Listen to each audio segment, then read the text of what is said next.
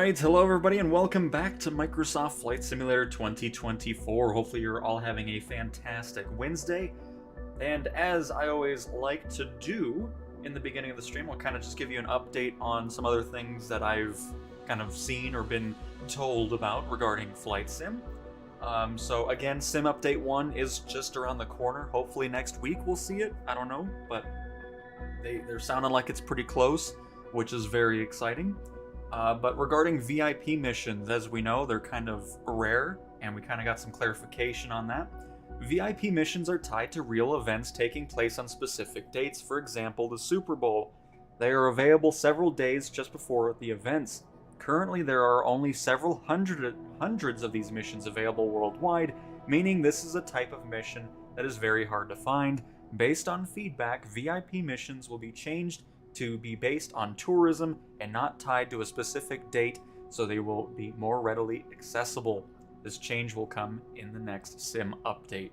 So I just thought I'd mention that. Anytime I see something that we've discussed in previous streams and so forth, I thought I'd mention that as well. But for today's stream, our focus is purchasing the Cessna SkyCourier, which I'm very much looking forward to.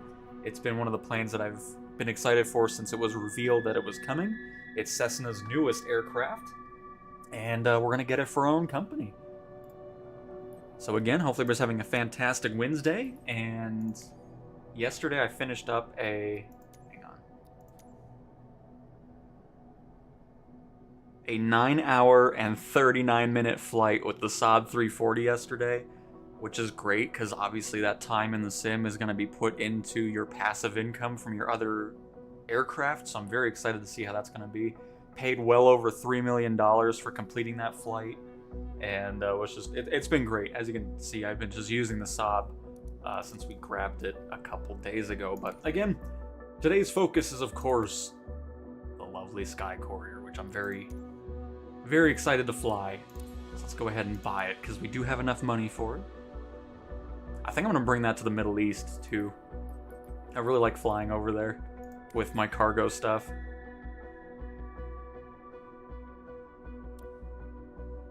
There it is. Look at that. Love it. Go for that basic insurance. And let me get my chat open as well.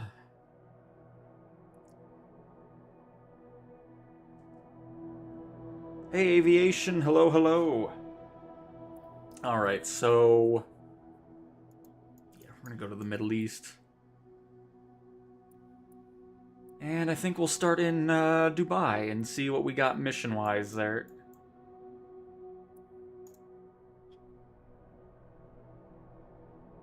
The C408.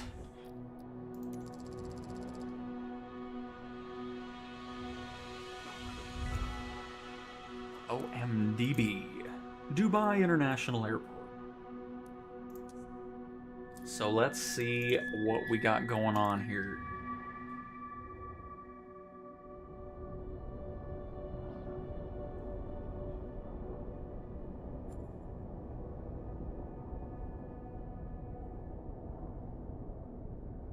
But yeah, I ended up doing that Seattle or something Washington flight to Tampa. And that's what that 9-hour flight was, cross-country. It does tend to tank your rating, though. I've noticed, but that's okay. Because again, I'm not really too worried about it. I know it gives you a bit of a money boost, but I still think there's some improvements to be made on that system anyways, so not something that I'm particularly too worried about as of right now. So we got a 579 nautical mile flight with the SkyCourier.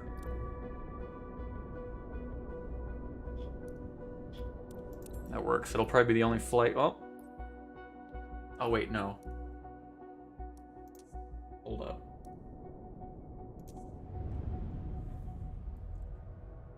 Where's my SkyCourier? Hello? Okay, because it's right here, yes.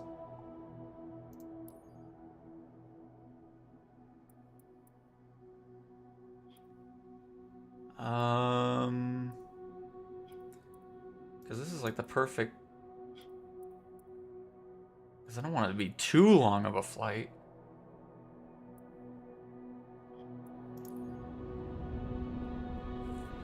Because I'm just confused as to why... Yeah, 93. So why is... How does one get the SkyCourier to be selected?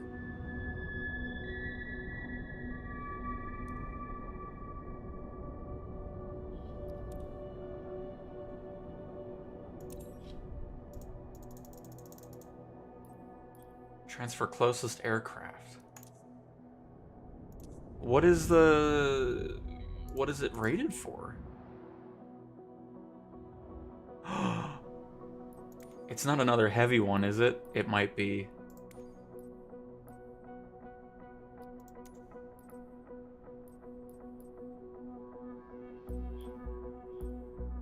It doesn't really specify, though, does it?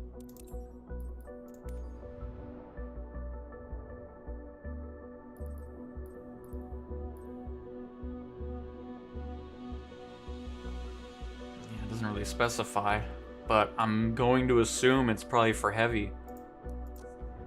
Because it's not medium, or else it would showcase that. Well, crap, everybody. I don't think we're going to be using the Cessna SkyCourier.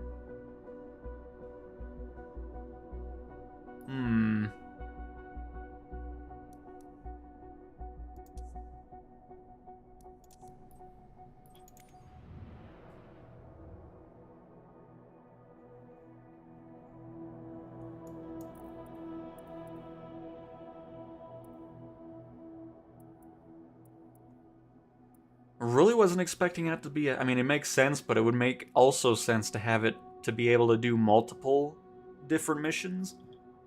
Because that's another thing they need to do with specific missions like this. Instead of a plane being only for something like that, especially these smaller ones, it would be nice to have, like, medium and heavy cargo availability for them. But, yeah, we're not going to be doing the SkyCourier, because I didn't realize it was a heavy cargo aircraft. Because, yeah, no, it just goes to the Pilatus. Well, okay, I spent $8 million on that. Oh, no, that's alright. We'll just go to free flight then, I guess. And fly the SkyCourier. Just kind of do our own little thing for a little bit. Because I do want to fly it. I mean, I've only flown it a couple times. So we'll just end up doing that. We'll just make our own little quote-unquote mission with it.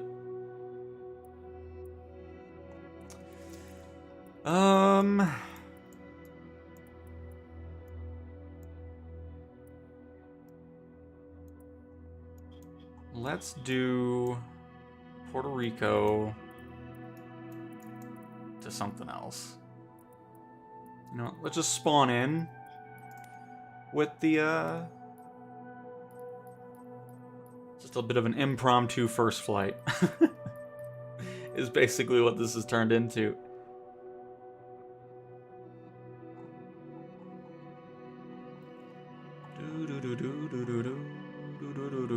Where are you? Well, it's alphabetical, so I must have skipped it. There it is. There it is.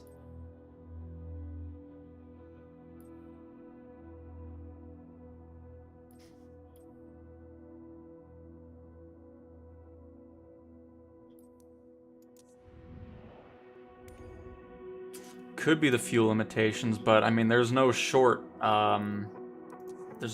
cargo missions, so. But I mean, that would make sense. But still, because there's really nothing short that would work. I mean, we can look around a little bit, see if we can find anything shorter. But I mean, cargo is always just that length. 430.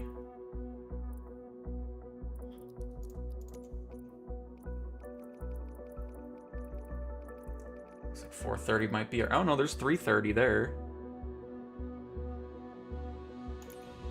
How far is this?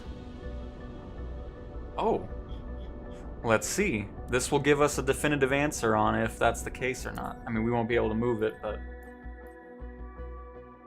Why is the Saab here? What did I just click on? What is this? Oh, it's a... Oh, goodness gracious. I was like, wait a minute. Did heavy cargo appear randomly? Crap. Didn't realize that was, Never mind. False alarm. I got really excited there for a second. I was like, oh my goodness, that's a heavy cargo? Nope. But yeah, there's nothing under 5.5 hours, I don't think, for cargo.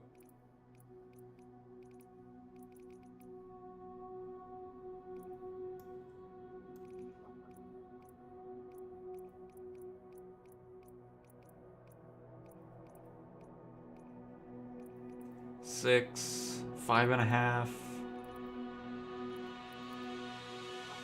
Yeah, 5.5 is looking like the least amount, which is still well over the distance that it can go.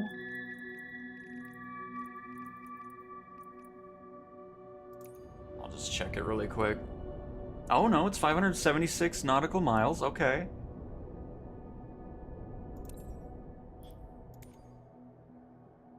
Good call, because now I got the menu. Let's see. And there it is.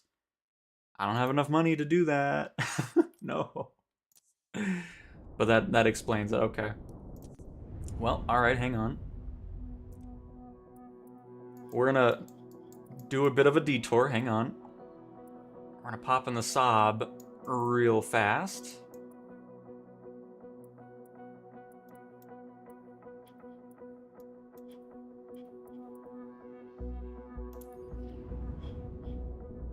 That doesn't cost too much. 36,000. A very good call, Filthy. So we'll get to it here shortly. Need to make up some funds to transfer it up into Turkey and get that done. So we'll do these quick little 10-minute flights with the Saab and get things going. Hey there, quick question. Do you have fuel issues with missions involving the de Havilland? They all seem to be way longer than I have fuel available to... the Beaver, I'm assuming we're talking about, Josh? Because the Beaver is one of those aircraft that do have some issues that need to be worked out. But you can also just set up a button to add fuel during the flight. It's just an add fuel. So if you search on the keyboard in the control settings, you can just have that go. And then you can still use it and just kind of refuel in the air to finish up that flight for now, if you want to. Hey Blaze, hello, hello.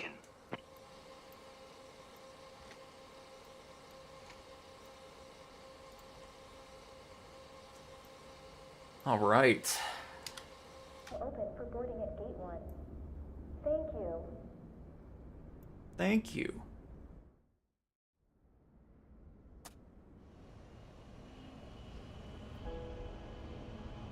But like we talked about, oh my goodness, like we talked about in the last Flight Sim stream a couple days ago, I really hope we'll see this amount of variety of length of missions for the other mission types instead of like the cargo ones being really, really long ones. Tango traffic Saab November 84440 is taxiing to runway 9er.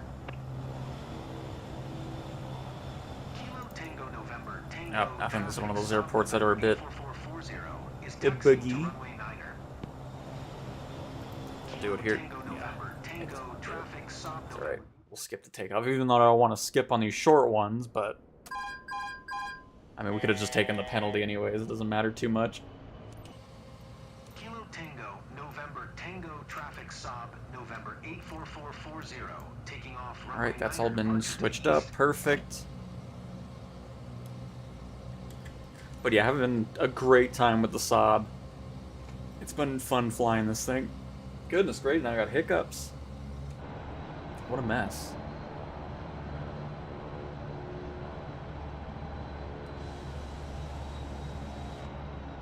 What kind of flaps we got going on here? Looks like none.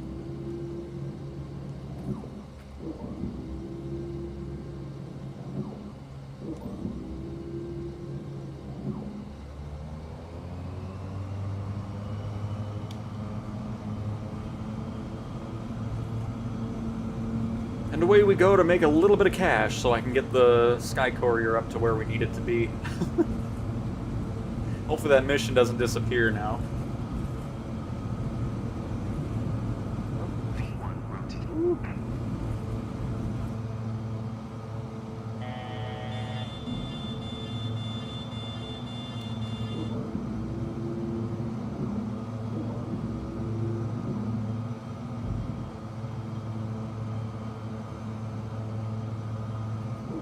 Nice, simple, short flight ahead of us here.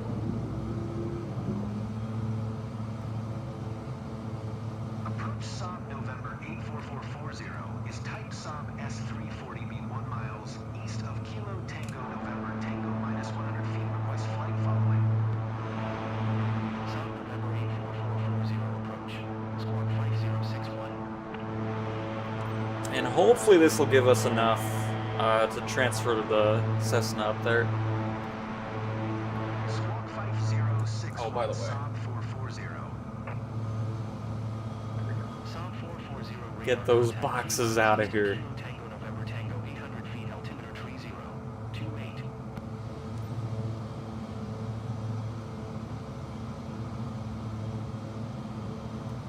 Roger Saab 440.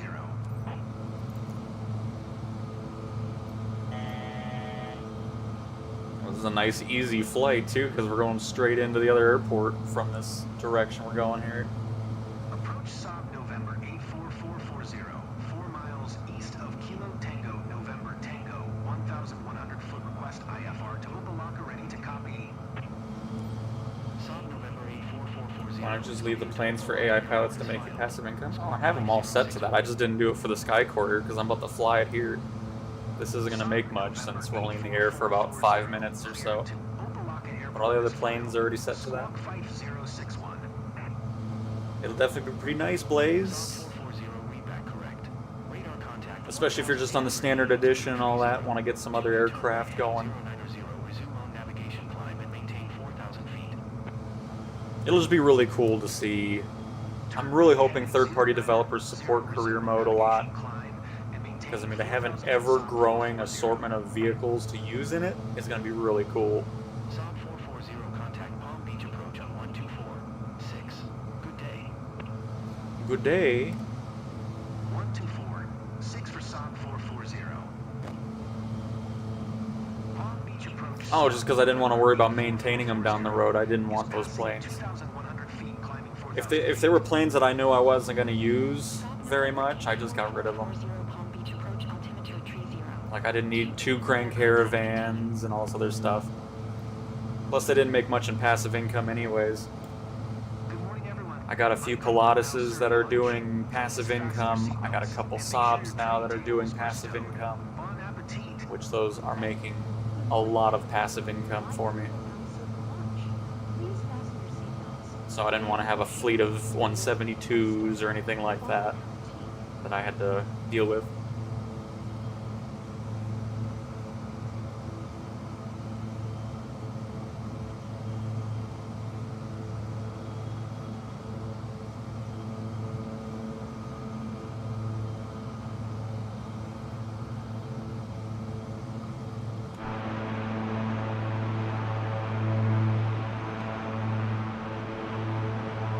Heading north of downtown Miami.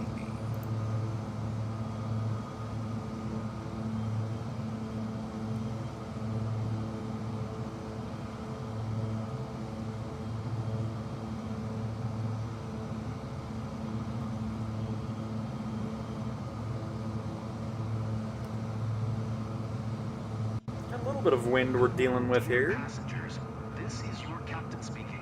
Today, I'm assisted by co-pilot Admiral Aiken. Welcome aboard flight COW29 inbound to Opalaka. We are currently cruising at an altitude of 3,900 feet and at an airspeed of 200 knots. It's 8:45 a.m. On behalf of all crew members, we thank you for flying with us today. So please sit back, relax, and enjoy the rest of the flight. Thank you. Everyone, my crew will now circle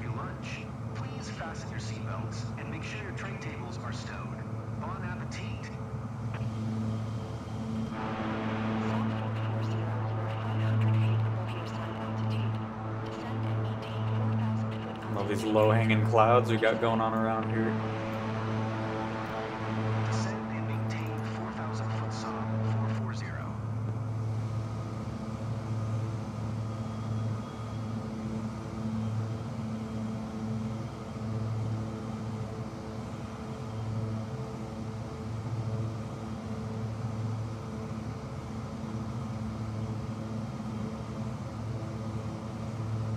Saab 440, you are 18 miles west.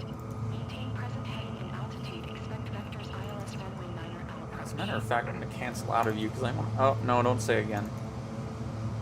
Maintain present heading and altitude. Expect vectors ILS runway 9er L approach Saab 440. Palm Beach approach Saab 440. Cancel IFR at this time. Saab 440 IFR flight plan is cancelled. Radar service terminated. Squawk 1200. Maintain VFR. Frequency change approved. Good day. Yeah, good day. We're going into... Kopf. There it is. Opelika Tower Saab, November 84440, is 15 miles west 4,200 feet with Gulf to land. Saab November 84440 Opelika Tower. Altimeter 30. 27 fly straight in runway 9er L.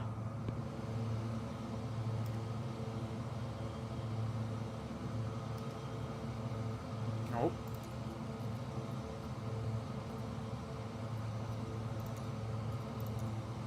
Make straight in runway 9er L Saab 440.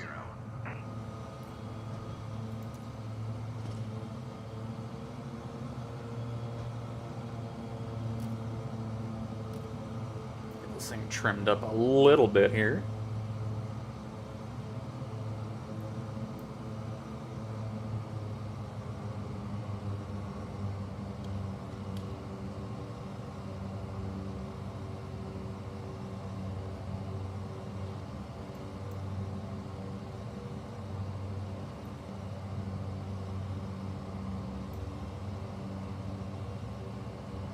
There's a little S-shaped road.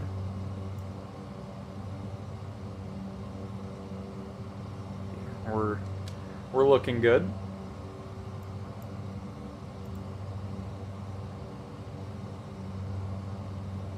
Keep our descent going.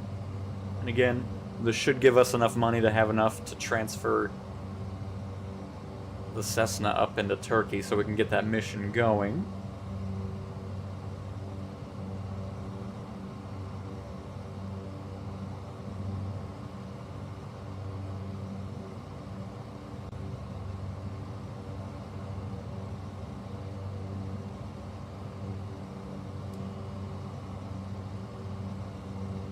Hey Mark, I'm doing great. Hopefully you are as well. Welcome to the stream. Happy to have you.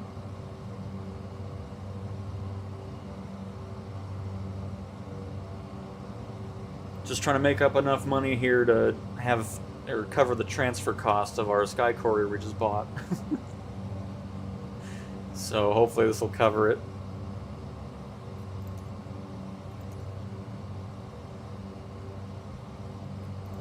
And oops, that's the wrong one. Hold on.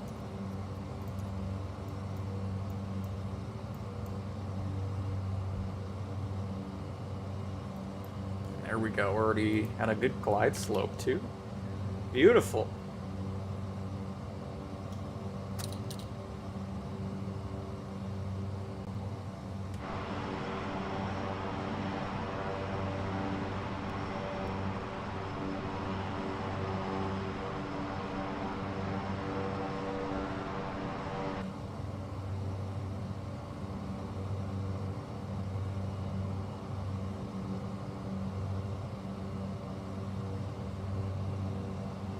Dustin, I've heard that the ES-30's a bit bugged, Saab 440 wind 007 at but I haven't done it personally, so I don't have any personal opinion over it because I haven't flown it.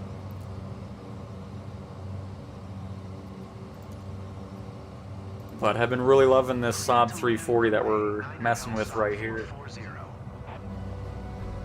Because I've gotten a good, probably almost 20 hours in it now. The only thing to keep in mind is Autopilot needs some work, because right now I've tried to get it working with a flight path and so forth, but I've only been able to use it just with heading. So if you're going for longer flights, just keep that in mind. But this has a lot of short flights that pay really well too. So it's just all depending on what you're wanting to do with it.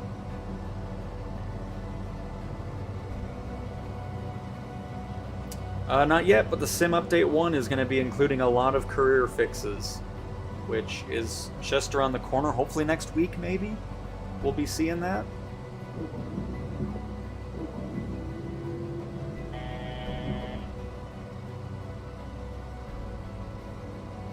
Benjamin, what edition of the Sim do you have? Because the Saab 340 is part of the Ultimate Edition, if I remember correctly. Or Premium Deluxe? I forgot what I don't know what I just said. But yeah, Premium Deluxe or Deluxe. So if you're on the standard version, you won't be seeing this aircraft. But if you're on the standard version and there's some aircraft that you like from the other editions of the Sim, you'll be able to purchase them from the marketplace when that opens up soon as well.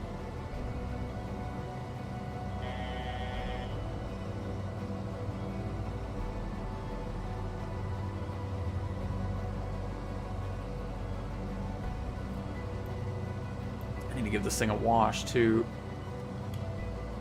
Okay, just want to make sure I brought the prop condition down. Minimums.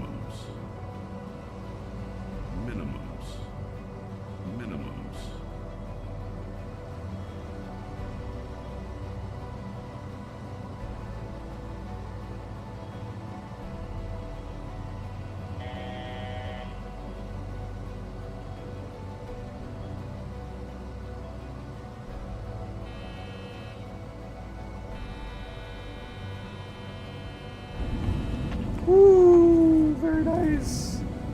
Very nice. Nose gear down a little gently there. Perfect.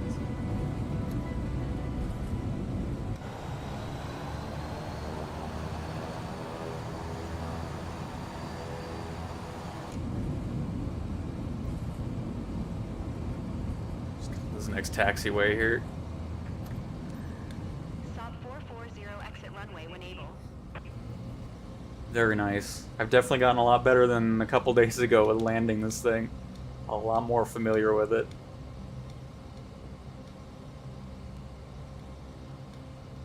Saab 440 contact ground on 120. 025. There we go. 120. 025 for Saab. And just like that, because that's why I like having this thing, because it's nice having those short flights, and they pay very good too. Saab November 8444, 0 taxi to parking. Hey, low time commercial pilot, welcome, welcome. 4440 taxi to general aviation parking using taxiway Charlie.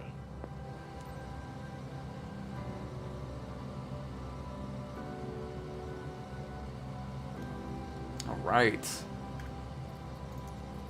Oh, and a lovely short taxi. Very good. If you repaint the aircraft after washing it will get rid of all the black marks left by the props.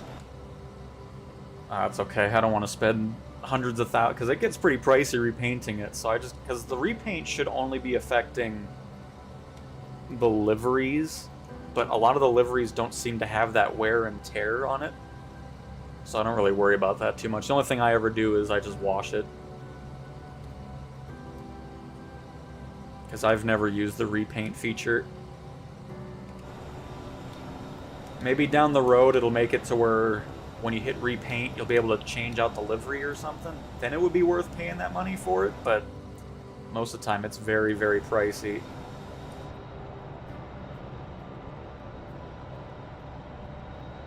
Alright, so hopefully this gives us enough money for the Cessna to move it over. But really been enjoying this thing. It's been a blast flying it. I pre-ordered the most expensive one, which was 200, so I assumed I had every aircraft. I've flown the SkyCourier in free flight, but it's not in career mode. It is, Benjamin. It's only, you can only purchase it new. It's not in used. I'll show you where you find it.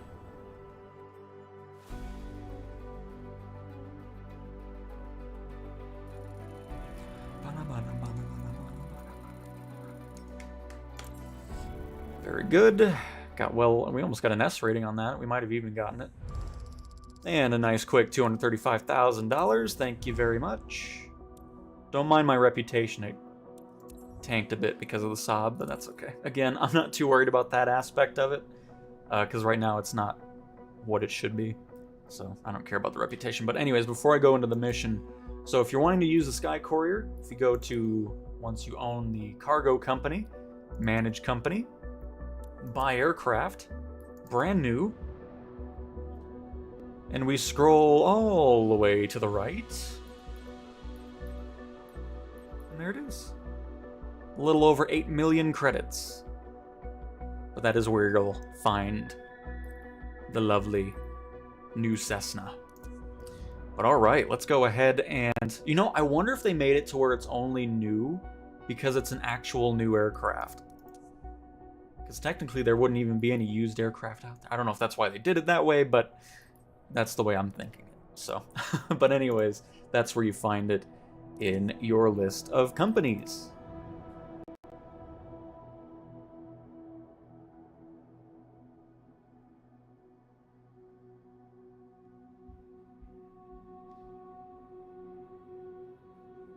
All right. So now let's hope that, I don't even know where that mission was, which is... Was it this one? No, because this is... No, this is... Wait. Why is it 138,000? Oh, wait. Yeah, we're good now. Never mind. I don't know what I'm... Hang on. There we go. We're good. We are okay. Transfer. Uh-oh. I think yep, it just crashed. No, please. The sim does not want me to fly the SkyCourier, apparently. Crap, now I hope the mission isn't gone. That's alright, we'll find another one. I will get into that Cessna. I've been very excited about it since it was announced in the sim, and I want to fly it. And we're going to fly it today. Rob, I don't know. I haven't flown it yet. I'm trying to get in it.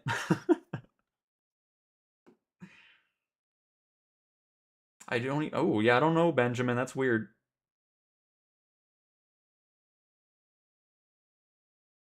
Especially since you have the Aviator Edition, so it should be there. I don't know.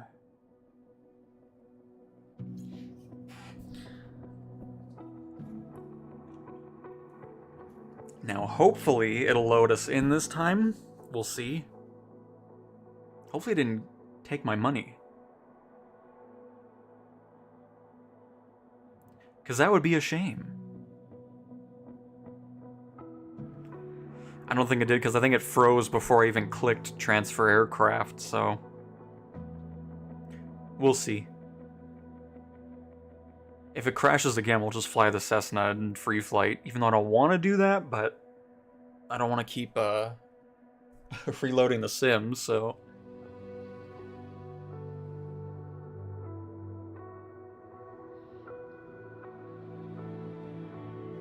It's not that it's not working, it's just not available just yet, the marketplace. It will be soon, though, same with Sim Update 1, which is going to be fixing a lot of the community-raised issues and so forth, which is going to be nice to see. And hopefully I can do another 50 minutes of reading a changelog again like we did in the last big update, so... hopefully next week that'll be coming out. They didn't give a definitive answer on it just yet, but they said it's just around the corner. So very much looking forward to that. Hey Grim! Was grinding cargo in the 208 Caravan, but that plane is god-awful. Smash the landing gear almost every time. Should I replace it with the Pilatus? I think, yes, absolutely, Grim. I love the Grand Caravan, but it just always seems like it's in hurricane winds for some reason. But yeah, I moved over to the Pilatus PC-24. Really love that one. But you'll be fine with the PC-12 too. Just make sure you stay below 18,000 feet. Because right now the pressurization and oxygen stuff is still glitched on that. Again, hopefully in that sim update 1 that'll be fixed, so.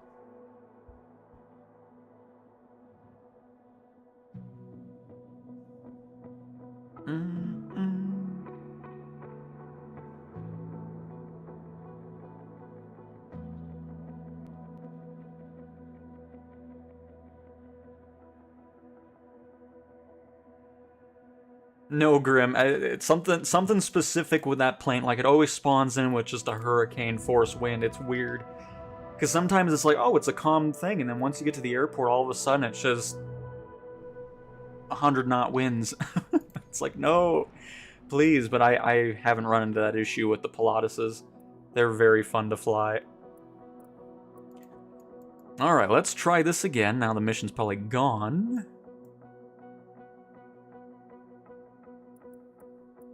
Oh, this looks short.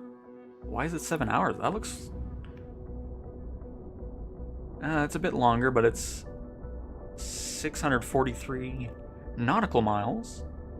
Alright, let's try this up. Well, that's in its range. That's a bit worrying. Oh my, no, it's still here.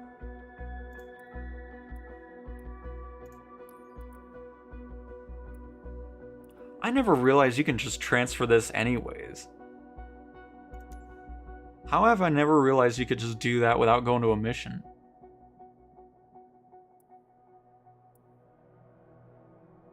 That's pretty cool. Huh. Good to know for future needs for that. But hopefully we can run into a short flight. Oh. This has got to work. That's not that long. It's 579 nautical miles. But I think this is the one I clicked on before and it didn't let me do it. No. And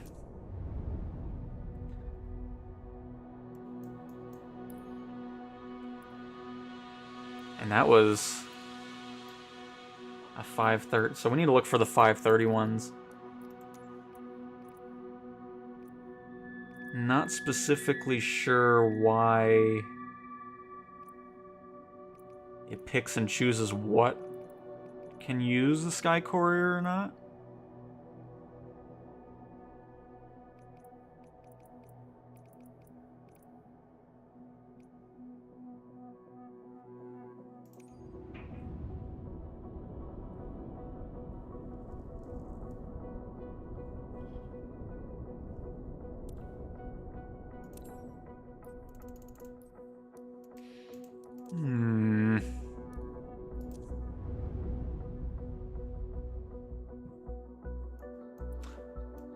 How much can I get for the SkyCourier right now? Well, not enough, because I was about to sell it and just move it somewhere else, but, oh. Here we go.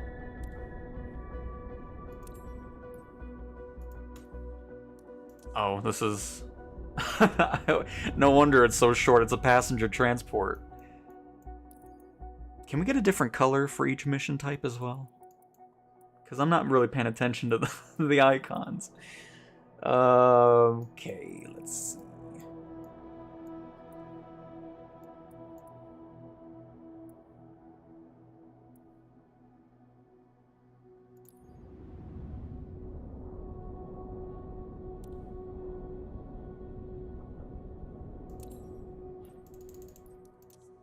Because isn't the...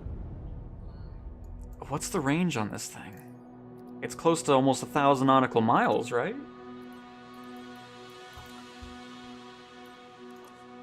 That's what I think it said.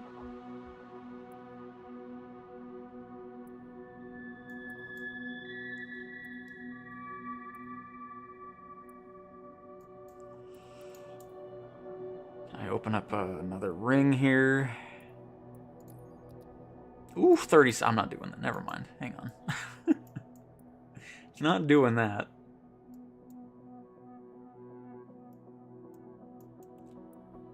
We will find a mission. Man, it's a shame because we had a mission and then it had to explode on us.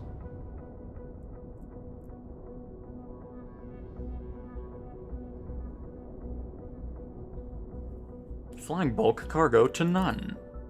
No.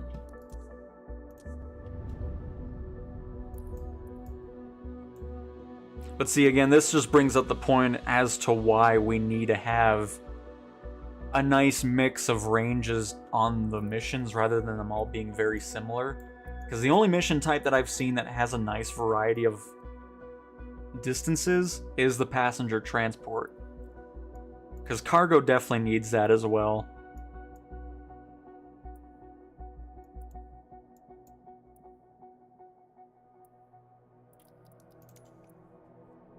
I just need something that'll... I mean, those other ones should pop up with the Courier as well, but it isn't for some reason.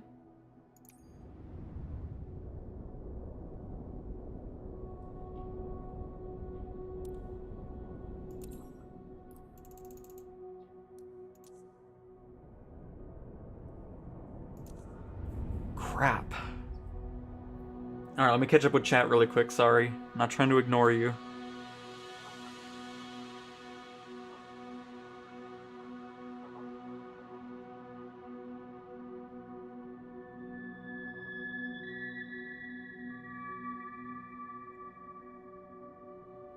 Absolutely, Grim. Glad you enjoy the content. Is it below 600? Let me look again.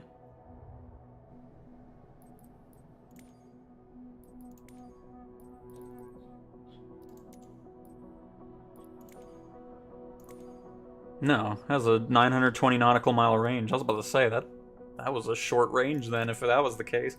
So that's why those the Courier should be showing up in that in most of these missions I'm clicking on. I'm not sure why they aren't.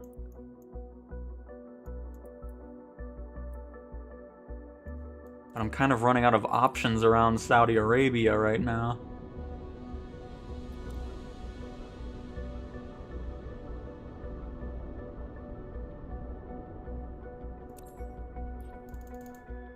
No.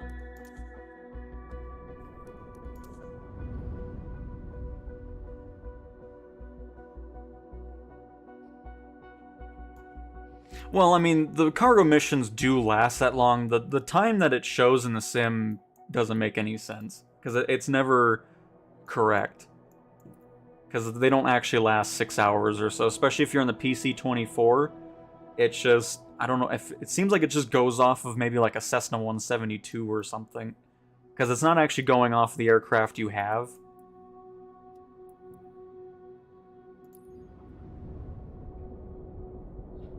Here's 422 nautical miles. This should definitely come up with it.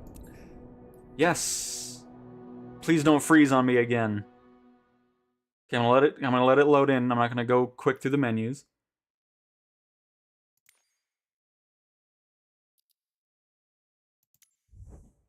Okay.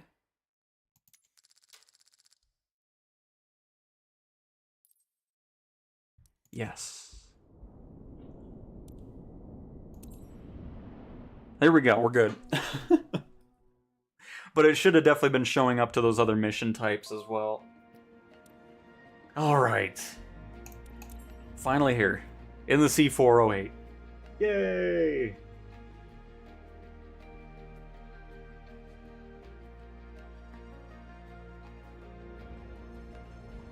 Do you know when the custom paint will be added to the game? No, I do not know. I'm going to assume that's going to be kind of on the back burner a little bit.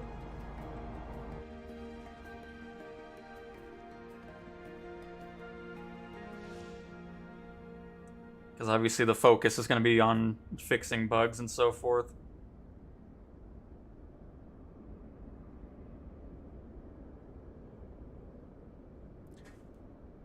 But yeah, exactly, shredding, because the list it shows, or the time frame it shows doesn't make any sense. It's not showing the correct time, because it doesn't base off of what vehicles you actually have. It's just, I don't know what it actually shows, to be honest, but it's never shown the actual flight time. It's always 3 or 4 hours longer than it will take, so just keep that in mind.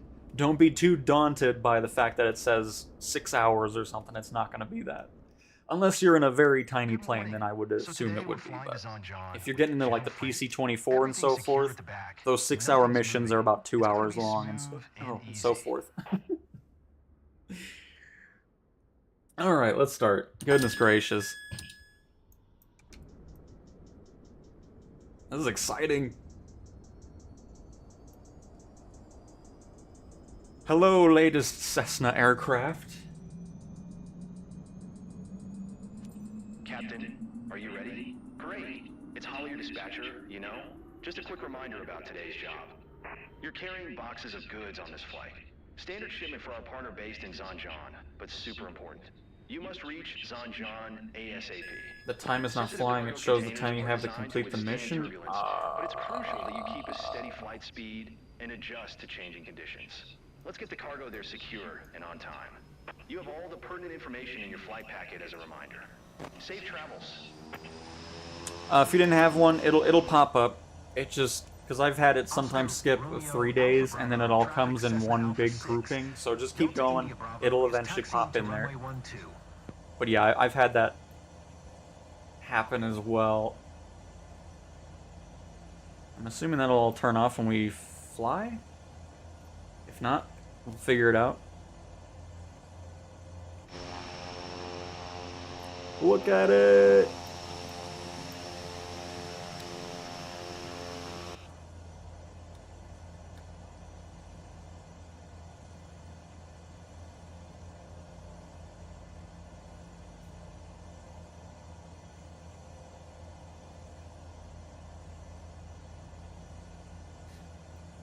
Well, that's another thing I've been talking about too that I'd like to see. When you do purchase the aircraft and you have the map, it should showcase where the missions are as well, rather than it being a blank map.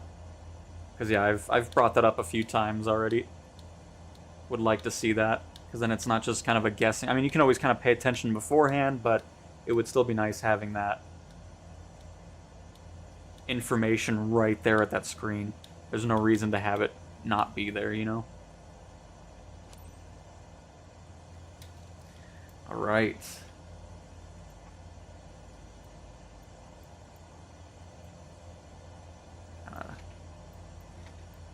Mess with that a little bit. Try to situate the props here. Alpha 6. Delta India Bravo taking off runway 12 departure to north. Oh. We're good.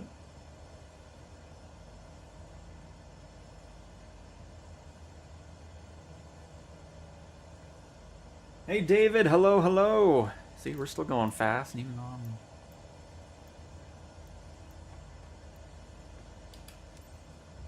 having everything set to low and all that.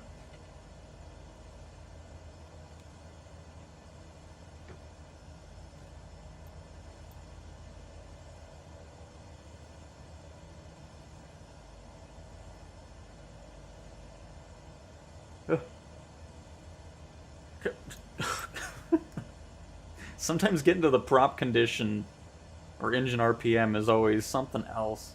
It's always seeming to be right at the wrong spot.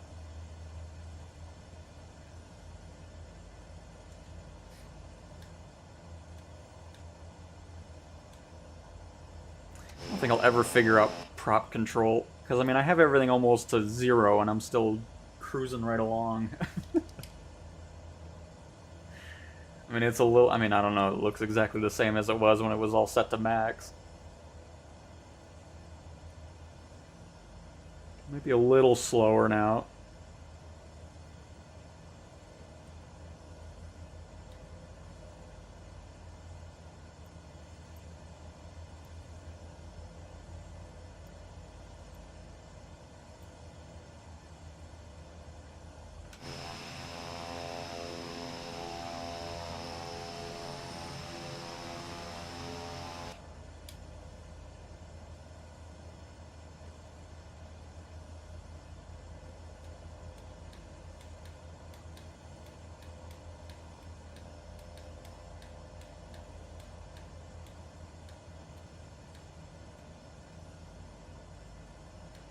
Oh, I was looking away for a second. We're just cruising right along. This is actually a very long runway. My goodness, how long is this runway? This thing's crazy. Oh, it's an air base, that's why. Almost 3,000 meters. That's amazing.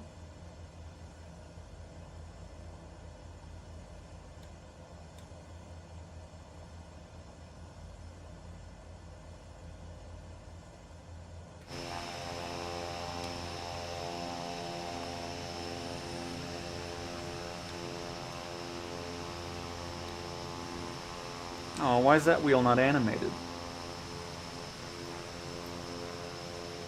Oh, it just... I don't know, it looks really weird from the back. Is it just because it's covering, like a little cover almost connecting up to it? Maybe that's why. Because I do see it moving. It just looks weird from a distance. Oh, hang on.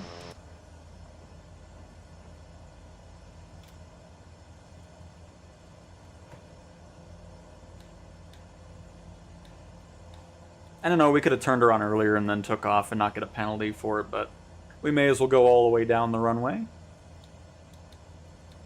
And I want to get some other stuff set up too before we take off, so we'll turn around and then I'll get our systems in order here.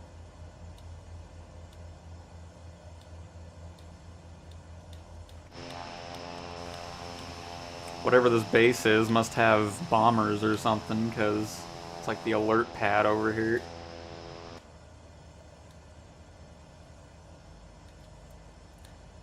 Alright, let's turn this thing around.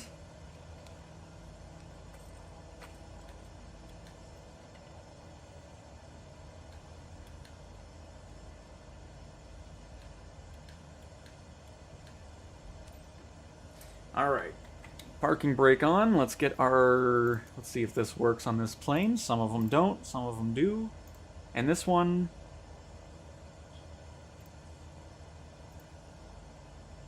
appears to be one of them that doesn't work.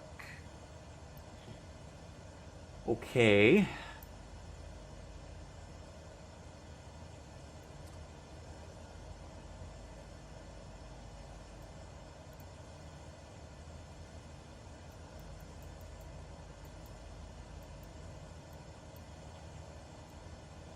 Try to get this all on one screen here. O R O. Oh.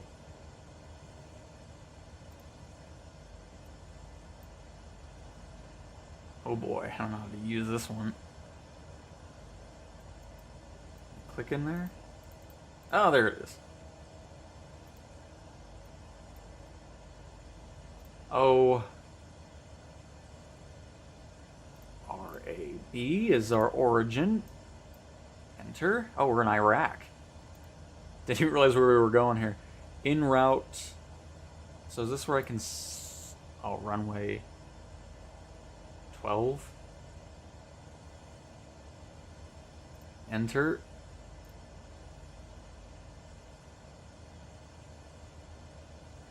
And is this where I can add my waypoints? ICLB. Enter. Yes, okay. Oh, no. Wait, what the heck is that? No, no, no, no. Let's go ahead and delete that.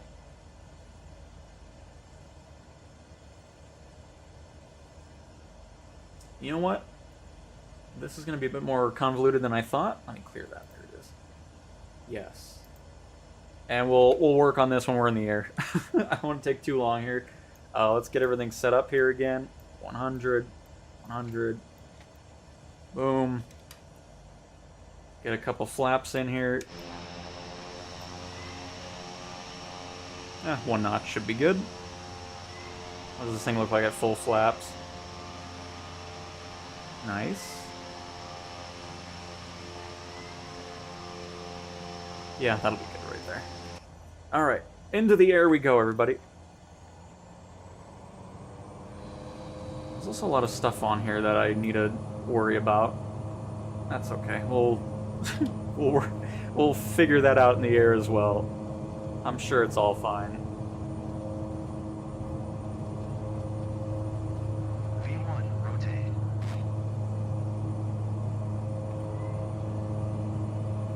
Climbed to 43,000 feet. We're definitely not doing that, but thank you.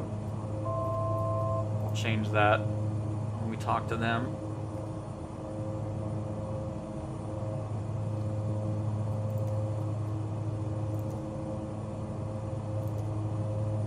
Kirkuk Center, Cessna Alpha 6. Delta India Bravo is type Cessna 1 mile southeast of Oscar Romeo Alpha Bravo 1,400 feet. Request flight following. Cessna Alpha 6, Delta India Bravo, Kirkuk Center. Squawk Tree 726. It'd be cool if they can get the licensing for, you know, like FedEx or something, because I know FedEx ordered these aircraft. Squawk Tree 726, Cessna Delta India Bravo. And then what we're going to do is we're going to add those, because these are just other things that have nothing to do with this system. 3,100 feet, QNH 1025. Because I don't even know what the... I don't think 43,000 is what this thing climbs to. I'd be surprised.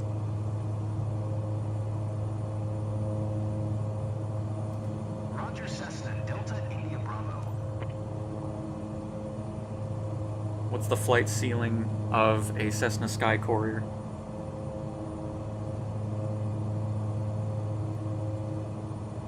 Kirkuk Center, Cessna Alpha 6. Delta India Bravo, 3 miles east of Oscar Romeo Alpha Oh, Bravo. trying to fly and look at my phone here. Request IFR to Oscar India Tango Zulu, ready to copy. Cessna Alpha 6, Delta India Bravo is cleared to Oscar India Tango, Zulu Airport, as filed. Squawk Tree 726.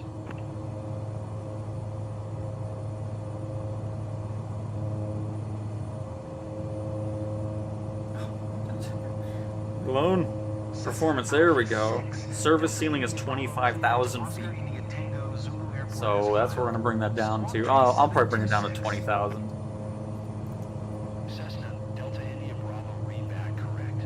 Radar Alright, contact so 1,200 feet, QNH 1025. Continue to Alpha Lima India. let's get some basics set up here first. Proceed on course climb. And again, I'll catch up with chat once I'm done with all this. It's kind of hard to Continue pay attention to all this and go on that. Following heading 025, proceed on course climb. Autopilot, Maintain please. FL430 Cessna Delta India Bravo.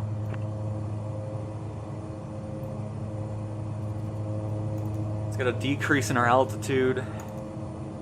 Kirkuk Center, Cessna And if they say Delta it's denied, I'm just India going to Bravo. cancel IFR anyways and not deal with it. 330.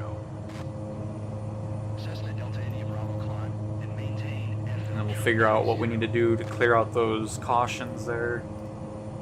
Climb and maintain FL330 Cessna Delta India Bravo. Let's go down 10,000. We'll just go to 23,000, see what goes on there. Cessna Delta India Bravo. Request FL230. Nope. Nope. Oh, why does that keep going up? India Bravo, climb and maintain FL230. This goes up no matter where I'm moving the wheel. Interesting. Don't even know what that is. Climb and maintain FL230 Cessna Delta India Bravo.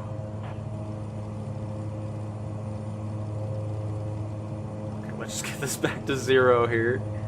Oh, okay, we're good. Okay, 23,000 feet, perfect. Perfect, there it is.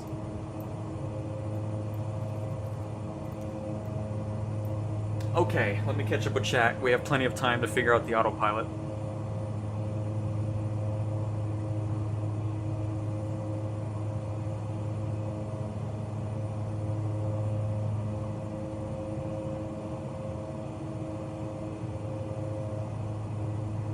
And it is shredding, like I love it. Don't have to deal with too much weather and so forth.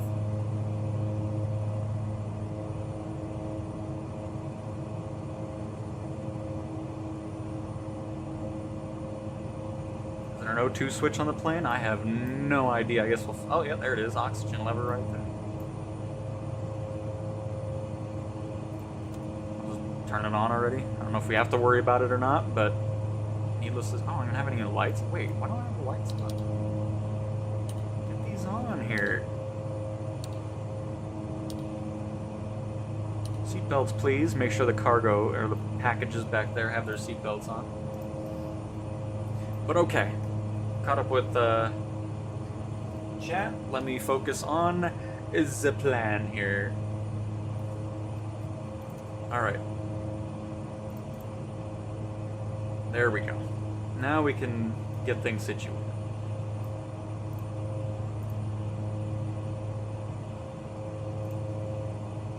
Alley. Enter. Well, no, that's centrally... Okay. We need to change something that it's looking at, because this is in the U.S. This is 6,662 nautical miles away, so that's not helping us. Ryan! Currently watching you while fighting for my life, trying to land the medium cargo first mission with the wild crosswinds. Love the channel. Thank you so much for the $5, Ryan. And that mission is insane. Hopefully you'll get it. Because I completely understand that. It was crazy landing the caravan off that island of the volcano or whatnot. But again, thank you so much, Ryan. Very much appreciated. Glad you enjoy the content. And of course, good luck. Hopefully get that caravan landed.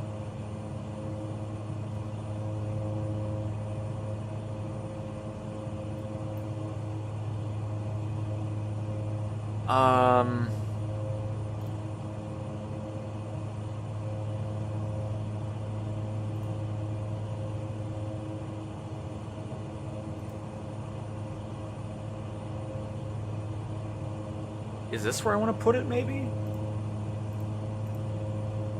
No, just goes back to Russia again. Let me try... Did I say Russia? I don't know why I said that. Never mind. I don't know what I'm saying anymore.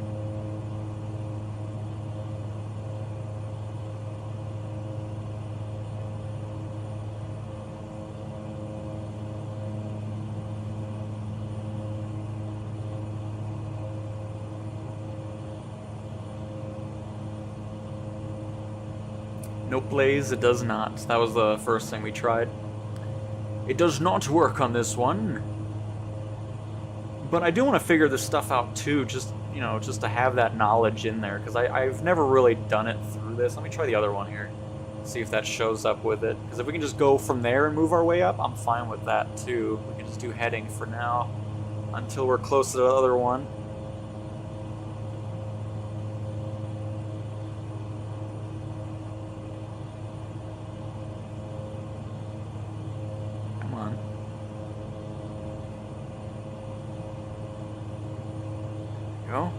I keep trying to go to the other one and I keep bringing it back.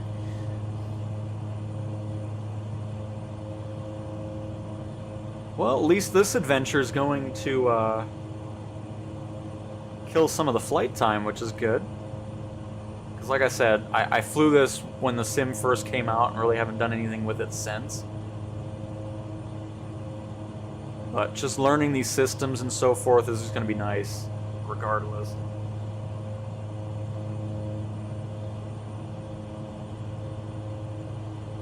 Oh, there it is. Perfect. Enter. Alright. We're making progress, everybody. S-O-B-I-L.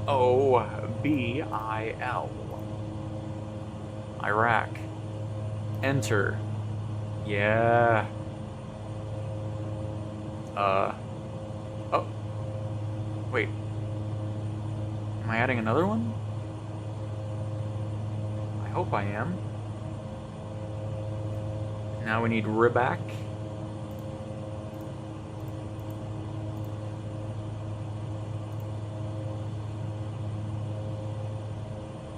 Hang on, let me... I don't like how I did this here. Hang on. There we go. That's what I want. Now let me put in a Riback.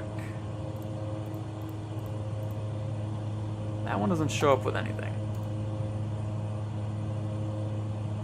Oh, because I keep putting in a C. That's no wonder.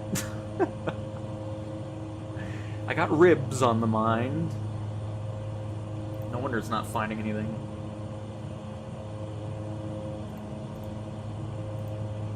There we go. Enter.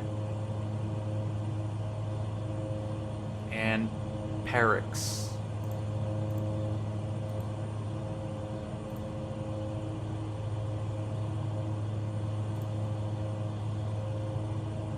Enter.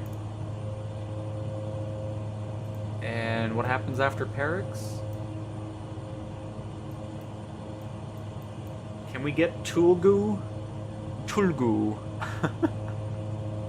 Let's see if that's something or if it's just something for the landing part, which wouldn't be a big deal. And there it is. Nice. And then the rest we can take on from there, which we may as well just add the destination of Oscar India Tango Zulu. I'm assuming that's an O and not a 0. We'll find out. O, I, T, and A, Z. Sanjan? That is correct.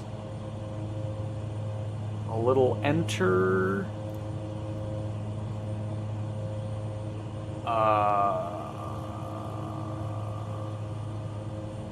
We're landing on runway 12, so we'll go by the airport and then turn around.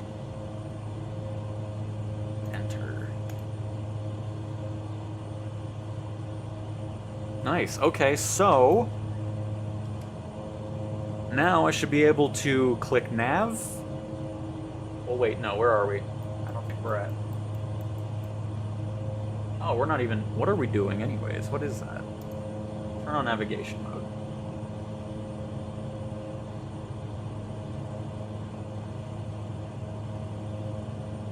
How do we get out of heading mode? Anyways. Why do we get veer off? Is that what I had?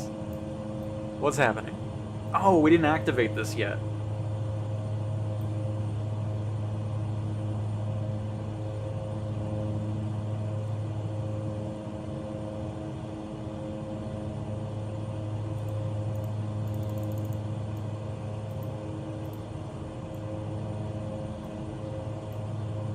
Enter?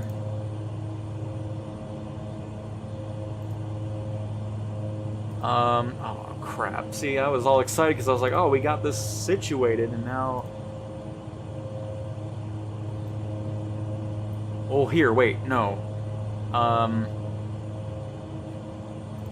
know what we're gonna do. Hang on. Yeah, see, we weren't even set to our heading anymore. I must have clicked out of it on accident when I was messing with all this. That's okay, so let's head to that. Let me bring our map back as well. Because what I want to do is... Navigation mode is... Oh, wait. We're still turning... What is happening? Are we good? I'm not even in heading mode anymore. What? Are we focused on the thing I set up here? We're doing something, which is exciting. And then we'll focus on all this stuff that's blinking at us.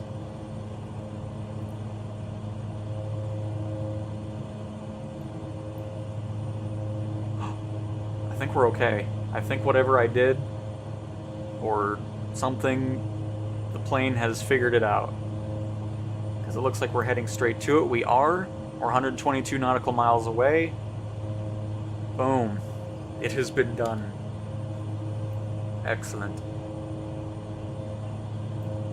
I think going back to this and then act, because it's not blinking anymore, so I think hitting enter might have finally did what I wanted it to, which is perfect. And there we go. We set it up.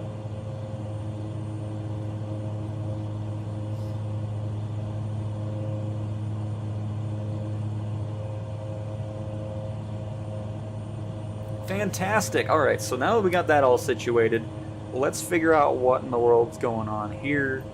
And we'll just go through the checklist on that. Because then we'll run into it, of course. Because the auto start doesn't do something like it's supposed to. Auto feather arm? Oh, there's that one. I didn't even have to look at the checklist for that. Bleed air. You know what? Let's just try to find it out on our own. We'll figure it out. By the way, where are we altitude-wise? Oh, we're still climbing. Perfect. Stall warning, rudder bias. There's all that gone. And now we just need the bleed air off. Oh, there's nothing above us. That works. It's probably going to be down here, I'd imagine. Friction feather. All the light stuff. Don't have to worry about that. Bleed air. That's what we wanted, right? Nice. Oh, that was faster than I was expecting. Look at that. Didn't even need the cheat sheet. Love it. Well, cool. There we go, everybody. We got Autopilot set up. We did our own flight plan in the computer system, which is awesome. That's the first time I've done that in the 360 plus hours of me flying this.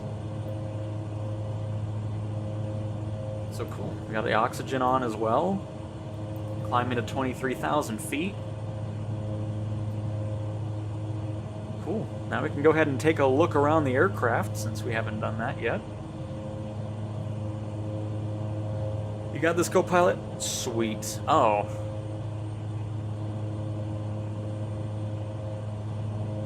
Well, there's the tour, everybody. Kind of forgot the doors right to the left. It's alright, we'll go into showcase camera to check it out. Plus, we need to do this anyways.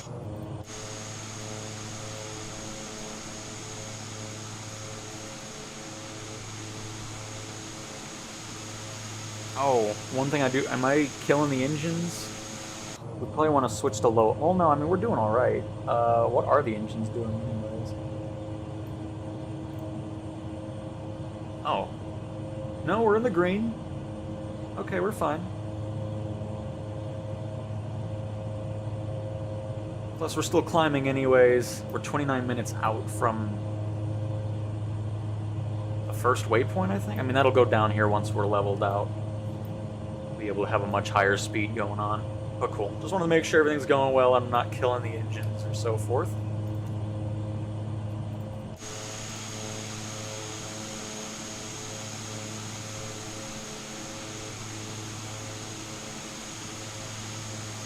Hey James, I actually have some news on that. Hang on, let me get it again really quick.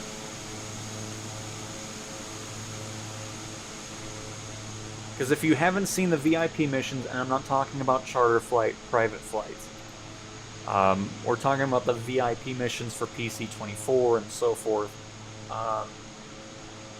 But got some clarification on it, which is exciting. I'll tell it again. I said it in the beginning of the stream, but since you just popped in, I will say it again for anybody that doesn't know. Let me find it. Alright. VIP missions are tied to real events taking place on specific dates. For example, the Super Bowl. They are available several days just before the events.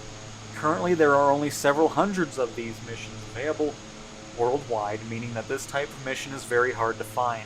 Based on feedback, VIP missions will be changed to be based on tourism and not tied to specific dates, so they will be more readily accessible. This change will come in the next sim update. So, sim update 1, I'm assuming is what it means.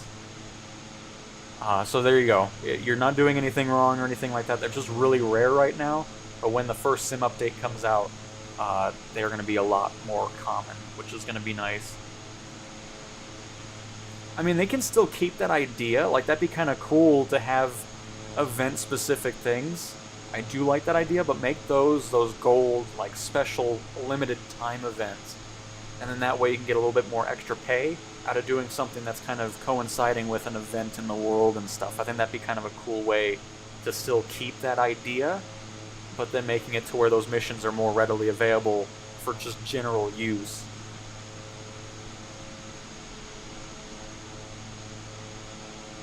And yes, James, it should be...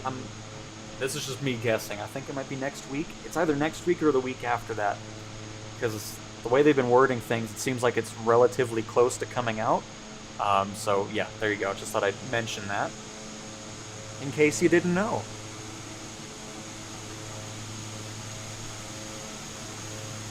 But yeah, Blaze, I do like the fact that it's, you know, tied to specific, you know, cool events that are going on. And hopefully they keep that for those, you know, limited time things or something that pay a little bit extra. I think that'd be a cool thing to keep around.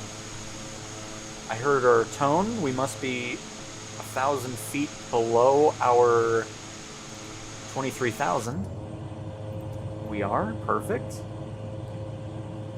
I just want to see how this goes, and then we'll kind of mess with the settings once we level off.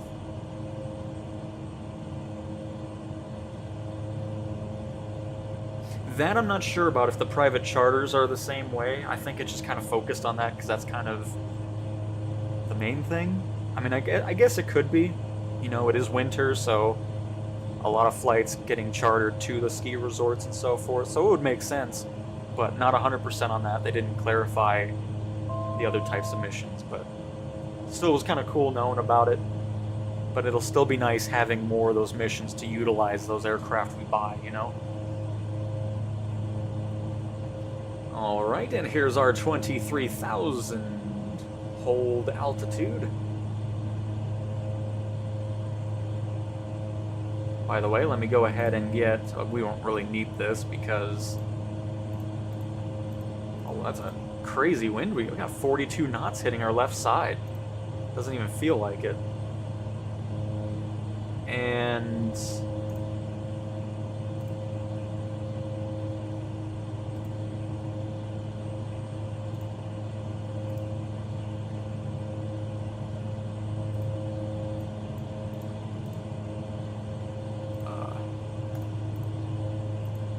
I was gonna turn on that other thing, but it doesn't seem to wanna...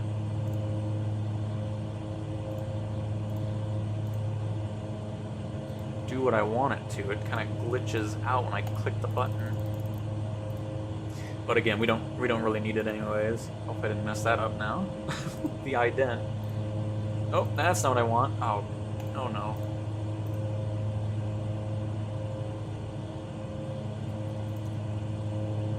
See, this is what happens when you hit buttons. Are we still good?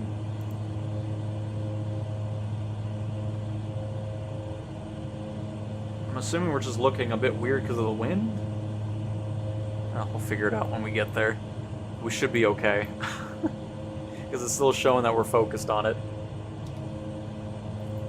But alright, 171 knots. We're well in the green now with everything except for RPM. Which, do we want to go low idle at this altitude?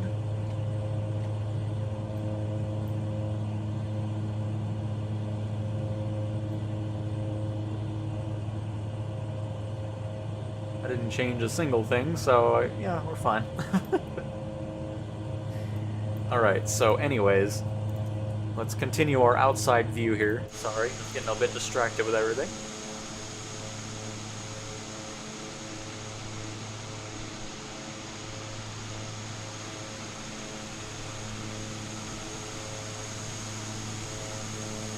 Honestly, there's not going to be much to see in the back, because I think the containers take up the majority of the space that's back there, but we'll take a little gander anyways. Oh, we don't even have anything in here. Okay, well, I better still get paid. But at least we still get a good view of what the cargo hold looks like.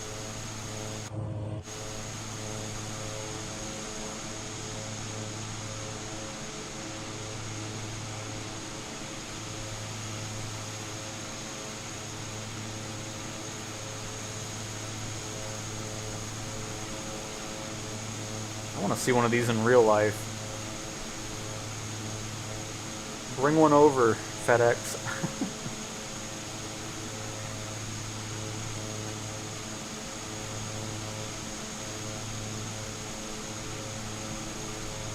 Well, this thing actually has a really nice speed to it.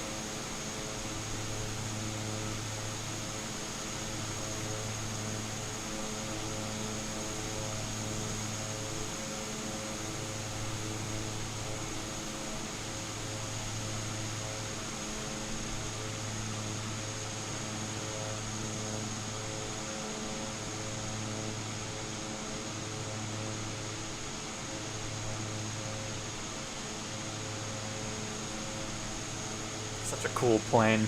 I love it. Glad we finally have it in career mode as well.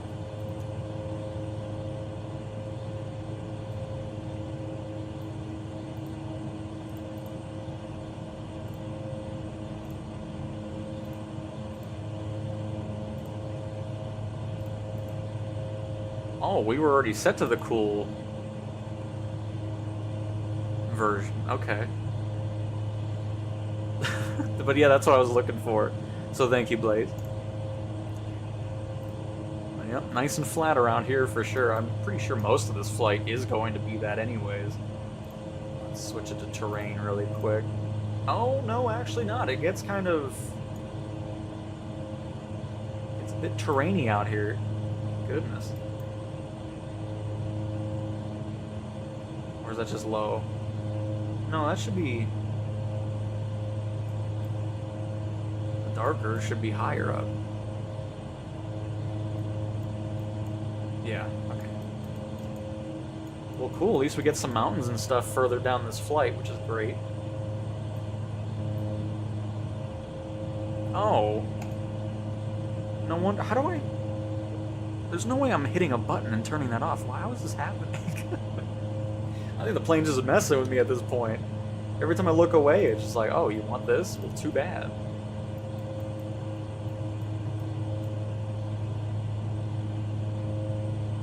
Okay, well, what we're gonna do, though, is... Let me... get back to the line here.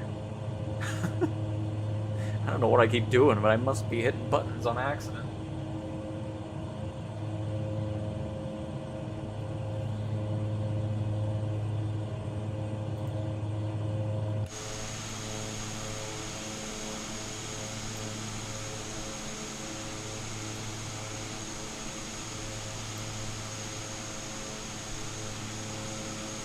And I'm hoping down the road, too, that more liveries and aircraft support the custom company names. Because I've noticed the further you get into the more expensive planes, the less you see of your company name and so forth on the planes. So I would definitely love to see that be a bit more uniform as well regarding seeing that. Because it's just a nice touch. It's cool seeing that. Because I think, honestly, the Grand Caravan was one of the last planes that you actually see your own name on there. Or your company name, I should say.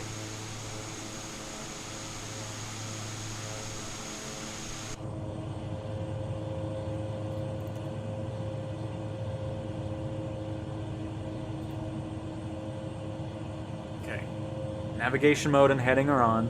So now what should happen is when we intercept our magenta line, I said pink before, people were very upset, I'm just kidding. But anyways, when we intercept our flight path line, heading mode should turn off, and then it should go into navigation mode and follow the flight path that we created, and go from that. So we'll see in about a minute or so if that holds true. And Dimitrios, yes, this is a new plane. Oh, okay. Gotcha. Thank you, WRB. That would make sense. Because I'm like, I know I didn't hit the button over there. It's like, what's going on? But cool. So this should turn here in about 30 seconds. Actually, maybe a little bit more.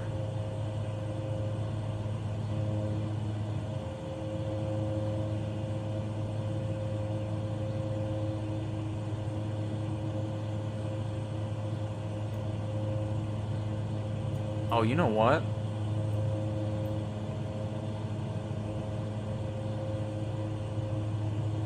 I think we were following it. It's not showing up on our EFB because we're on a different line. So right now, I think I just kicked it out of nav mode because I don't think it's gonna get to it here because this isn't what... Because I was just realizing we're going away. All right, everybody, hang on. Go ahead and turn to the left. Let's go on half bank mode as well.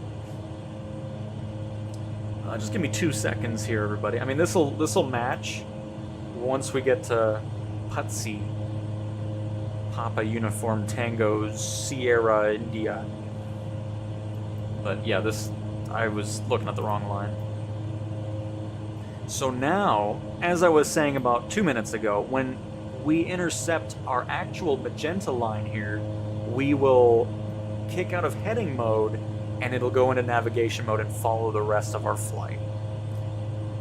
I was just seeing if anybody else noticed the difference, you know.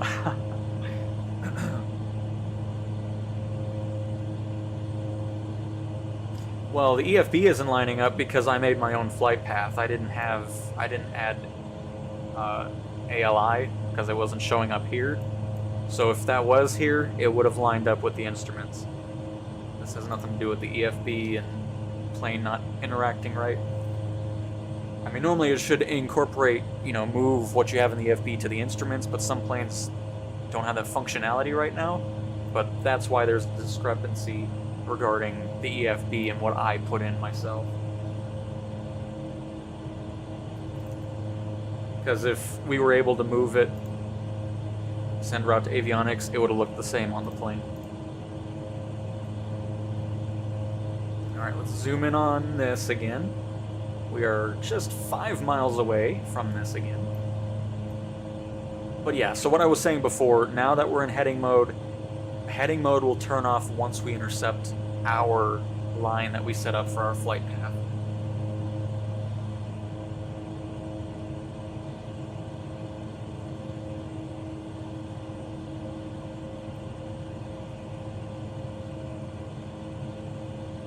Which we will be seeing that in 4.3 nautical, because, you know, I was looking at that, I'm like, I don't know why that's going up, and now I realized why. You could have told me Copilot. It'll be really nice when the Copilot can interact with AI, or the ATC. I'm really hoping that'll come at some point, too. Because sometimes I'm just not around the computer the whole time, especially for those long flights with, you know, the 9-hour Saab flight that I had going on. My score tanked because of all the ATC transmissions I missed when I wasn't around, so it'll be hopefully something that we'll see in career mode, is letting the AI deal with air traffic control, because that would be just nice in general.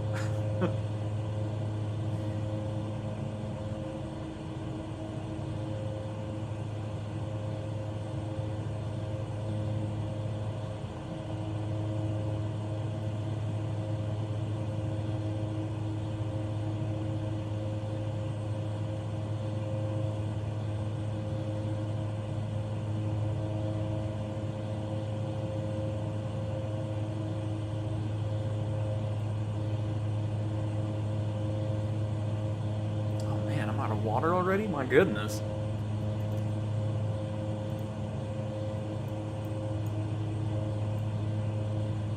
But yeah, once we get to this, it should match up pretty much identical. But we'll see. We'll see what's going on.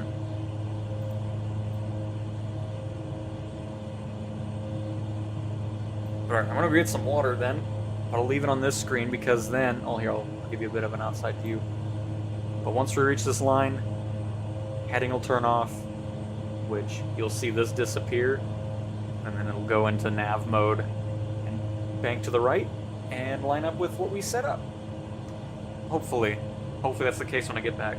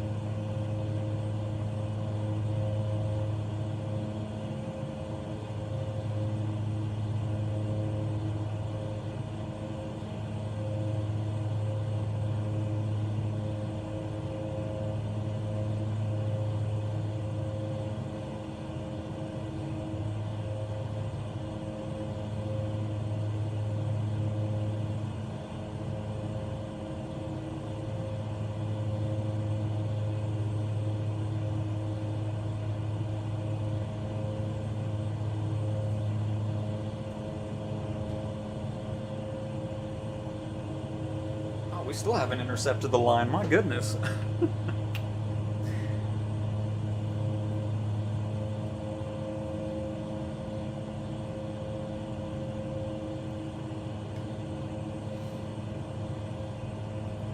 I mean, that's true, you can cancel IFR and all that stuff, but again, the reputation system, I'm not really too worried. Hey, and there it goes. See, now we're set to GPS. Now we'll match up with our line.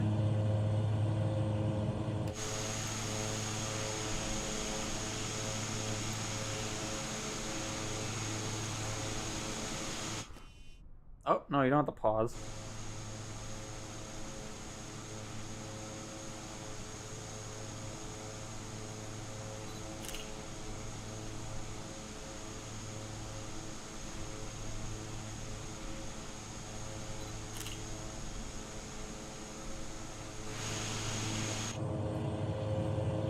Right. Very nice. 36 nautical miles out from our waypoint. But cool. And you can use this for other aircraft as well. So if it's not going into navigation mode, have your heading set to intercept the line, and it'll kick and just have nav mode on already too. And once you reach that, it'll kick out of heading and then go into your navigation and so forth. You can use that with like the 737 and all that kind of stuff too. Halloween, I'm gonna be honest, I haven't messed with the helicopters in a bit. So I'm not sure. I don't think anything's changed too much just yet with that, regarding anything like bouncing helicopters or so forth. I would imagine that stuff is going to be fixed in the Sim Update 1, but I've seen other people say that their helicopters have been doing fine, so it might have just been a one-off thing. Not 100% on it though, as I have not used the helicopter too much recently.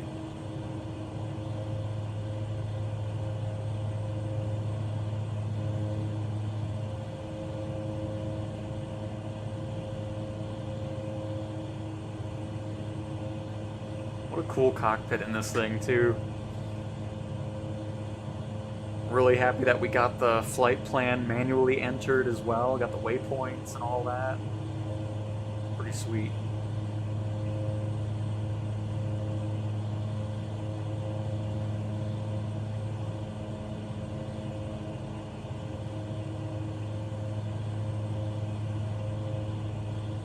But yeah, the -13 flight procedures is something else. Like, okay.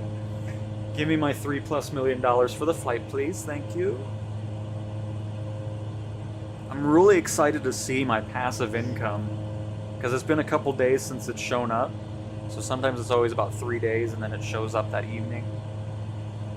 Because I have my Pilatus, the Saab 340 cargo, and then of course the Pilatus with cargo and all that kind of stuff. So it should be pretty good. Oh, and Pilatus VIP as well. So we got stuff. I'm very excited to see that roll in.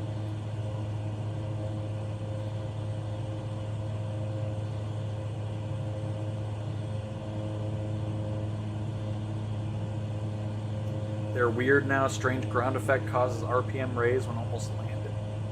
That is very odd. Yeah, I don't know. But again, hopefully we'll see some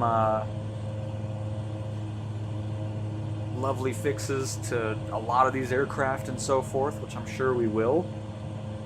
It'll be fantastic.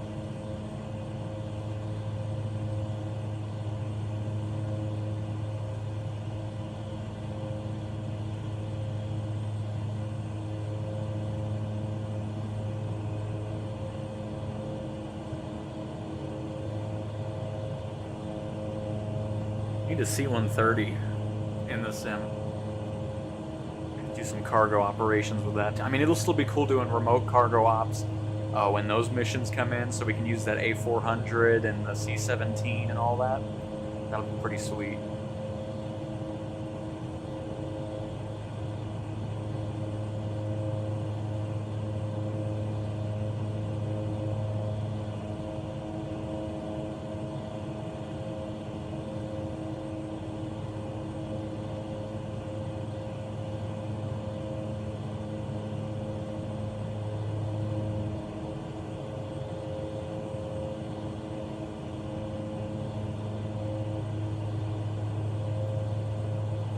By the way, do we have good external cameras on this?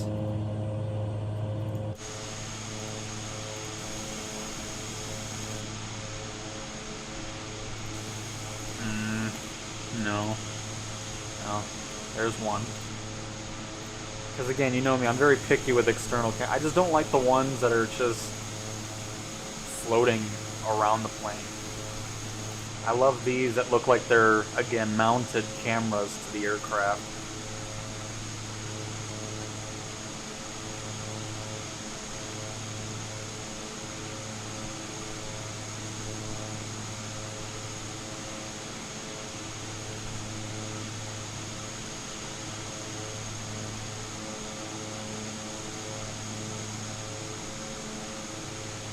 That would be pretty funny, Blaze. I'd be surprised if they ever do anything combat related. Maybe they'll bring back Combat Flight Simulator that they made in the past. Who knows? That'd be kind of cool. I'd get into it. A Sobo? Huh? Because I'm not sure, like, how the rating system works. I mean, I guess it's... Oh, I don't know. Because I'm assuming when it goes into... Well, what is DCS rated? ECS, ESRB. I think this is the first time I'm ever looking up an ESRB rating.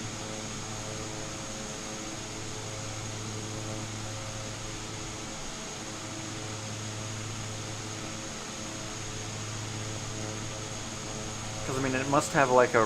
Is it mature, or...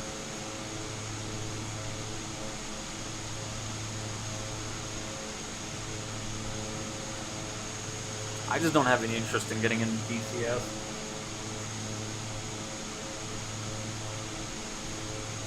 Because I was just thinking, I was like, if they would add combat to Flight Sim... Because I don't know if they want to do that and then it changes the rate. I don't know how all that stuff works. But it would be cool.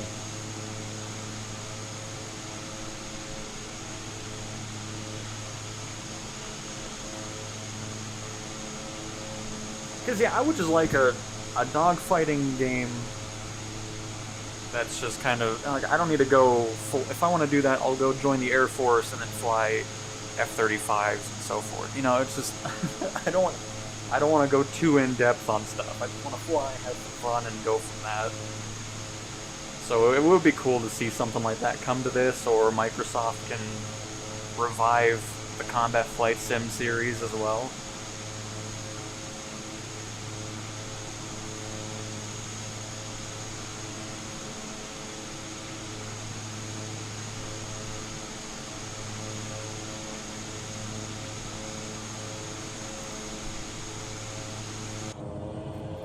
But I guess we'll see. I mean, we are going to be getting visually represented weapons in Flight Sim, so that'll be pretty nice.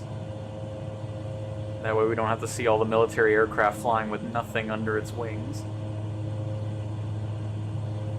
But again, that's just going to be a visual aspect. It isn't going to be a, you know, you can actually use them or anything.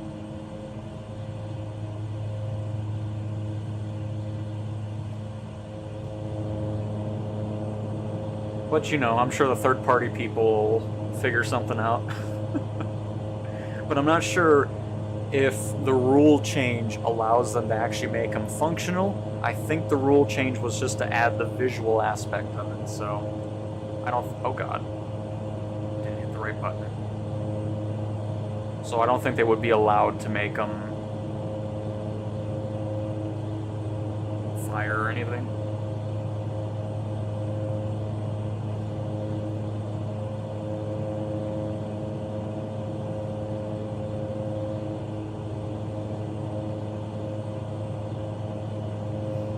Plus, DCS planes are way too expensive, because I don't like buying $60 planes in Flight Sim already and so forth, and I know they can get pretty pricey on DCS. Nice. We've reached our first waypoint. Plus, and to be fully honest, I'm not that interested in... Oh, I say that, but then I played Dawn of... I mean, Dawn of Jets is cool, because I like flying those older jets. The newer jets don't interest me too much.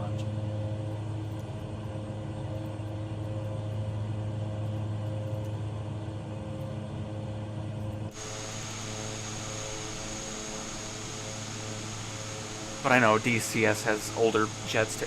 Just never mind.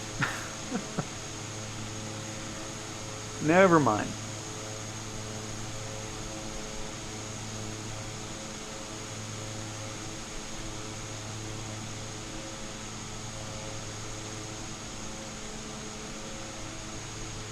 Alright, Demetrios, thanks for stopping by. Enjoy the rest of your day.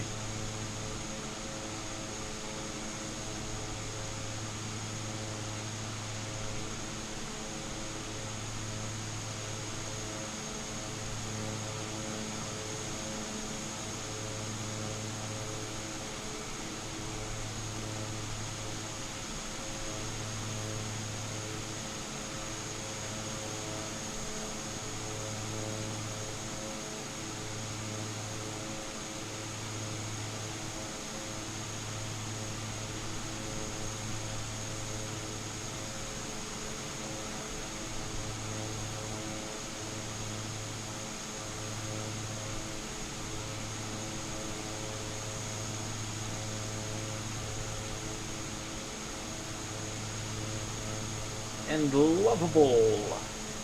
I have a Thrustmaster HOTUS 1 that I use for fixed-wing aircraft, and then an Xbox controller for anything I do with helicopters or camera stuff.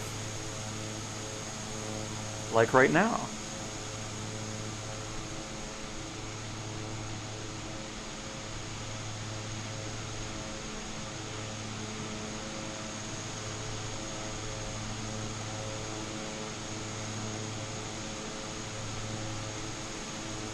Love the reflection.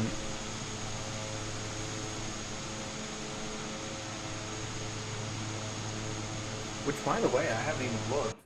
I still have the right settings, right? Yep, I do. Oh, that's great. I think that update, or the hotfix last week, finally fixed that resetting thing. Because every time I rebooted it, I had to put on ray tracing and the ultra clouds, but I haven't had to do it since that update, which is great.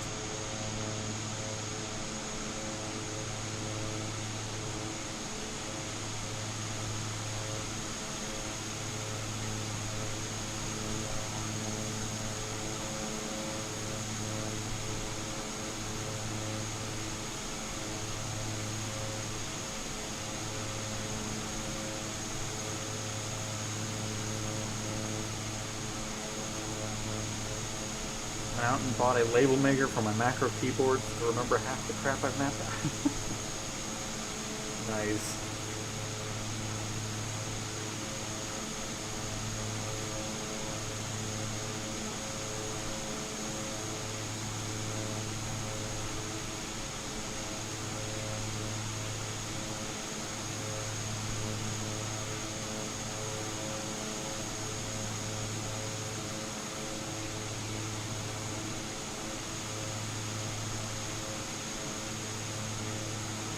Now I want to look at this, because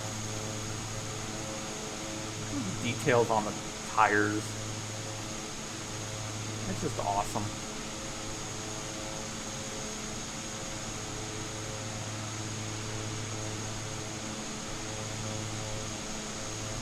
Alright, let me look at this. So yeah, it's basically on the other side of the wheel. That's why it makes it look like it's not moving from the other side.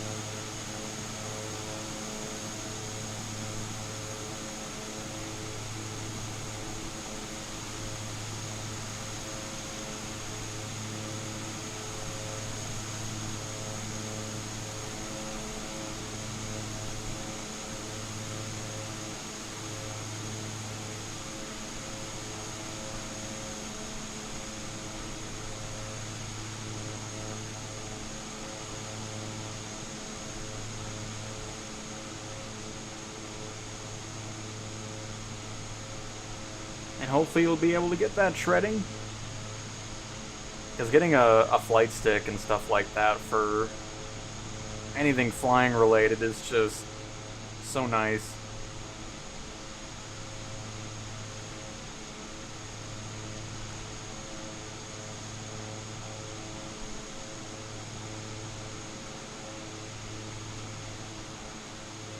Ooh. Pretty big lake.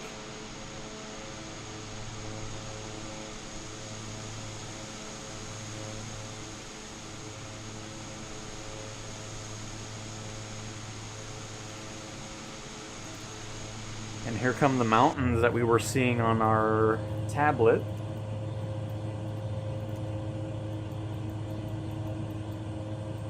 Let's see, and now our instruments are lined up and our EFB is lined up with the flight plan.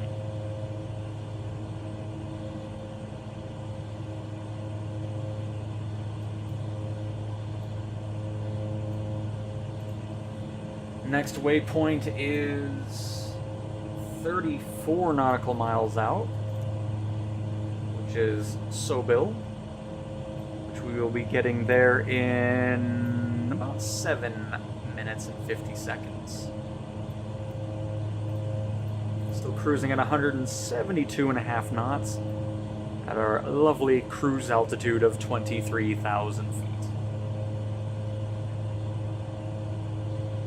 Look, our flight hours, we've clipped over the hour mark. By the way, how are we doing on fuel? I haven't been paying attention to that.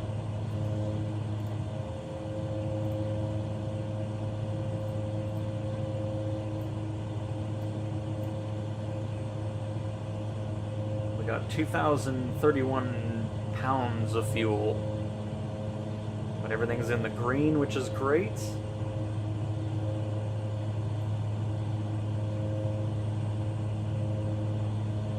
And our active flight plan's already switched. It already knows we're going here, and then it'll keep going down.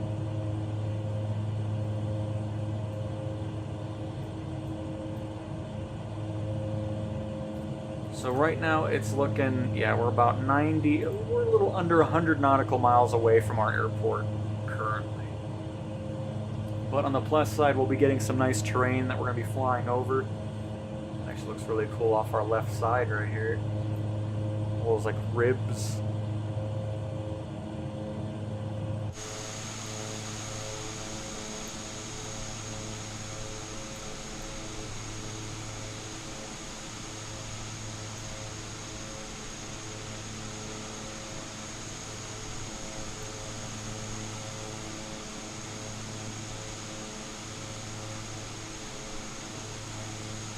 I have a Honeycomb Alpha and Beta on the way, and also a Thrustmaster rudder. Oh my goodness. Zilla's got the whole package. Very nice. Very nice.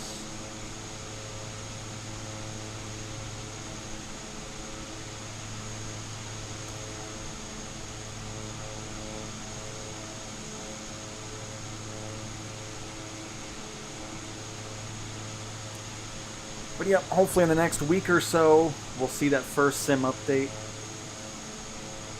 Maybe we'll even get a date for it with the development update tomorrow. We'll see.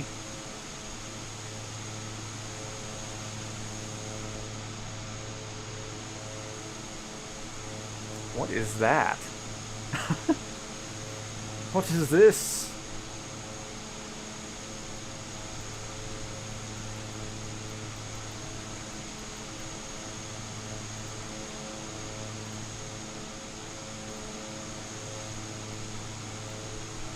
Oh, it looks like a bunch of different images kind of spliced together in the middle of the lake, which probably why the system thinks that's there. This looks really funny. Still hope we'll also see abilities to add labels and everything to the EFB, that way you kind of identify what you're flying over and so forth. I think that'd be a nice thing to include.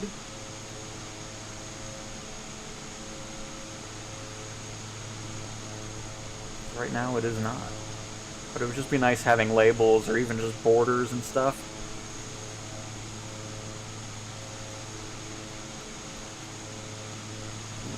What's that? Just really...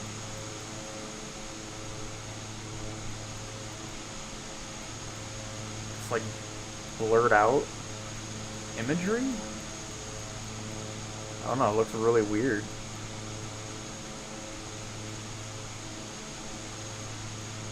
Got some top secret stuff going on around here, apparently.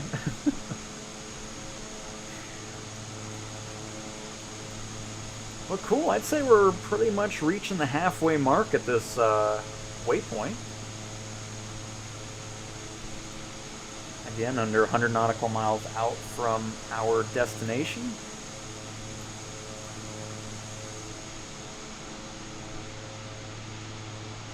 Which again, we're flying from Iraq to Iraq.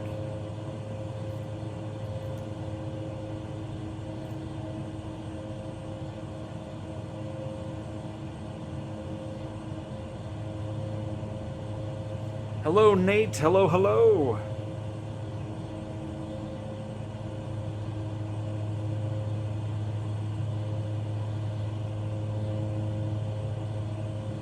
Yeah, exactly, Shredding. If we can have that customization on what we want to see in the map with town names, roads, all that stuff, that'd be really nice to see. I would love that. Because, I mean, since the satellite imagery comes from Bing, that should be, you know, something that I would assume is easy to implement from Bing as well. Getting those layers just would be nice to, you know, kind of figure out where you're at. See the sights, know the name of the lake we just passed, all that kind of stuff. Or if it's a reservoir.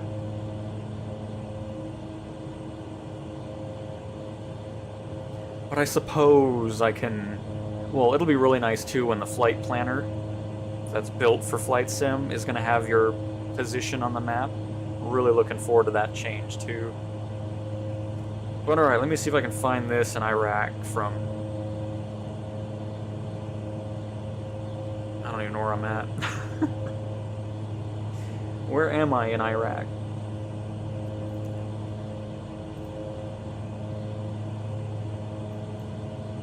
Okay, so there's a big lake to the left, which looks like this, and then, oh, there's where we just, okay. That was Lake Hemrin. So there we go. Oh, there's actually a picture of it, too, on Google Maps. That's actually really nice terrain around there.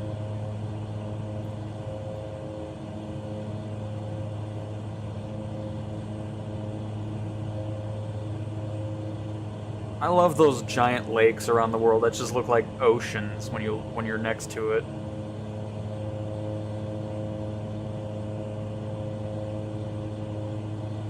Somebody posing with their Toyota by the lake. He has sunglasses on even though the sun is already set. Unbelievable. The stuff people post on Google Maps, I swear. It's like, why are you showcasing? Are you trying to get like a model agency to look at your Google Maps photos, or what's going on here? Unbelievable.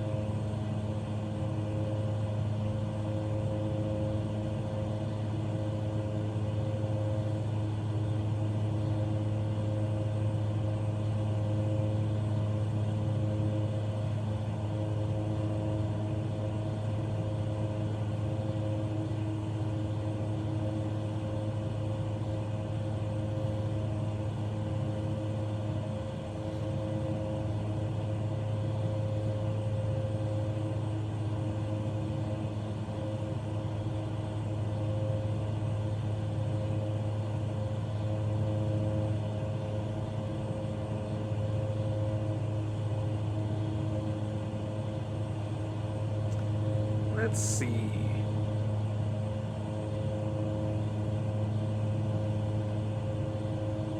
Because I know Bing was TomTom. I don't know if it still is. Oh my goodness.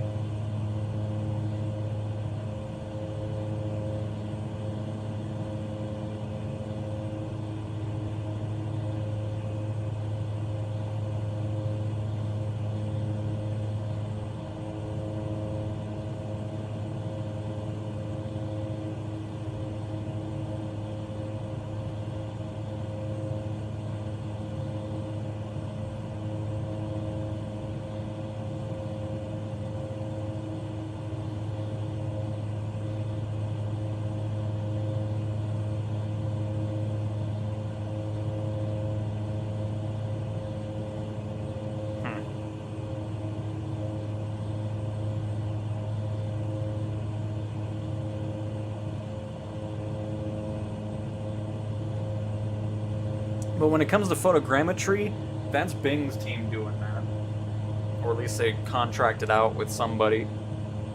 But I wouldn't think that photogrammetry is the same from Google and Bing.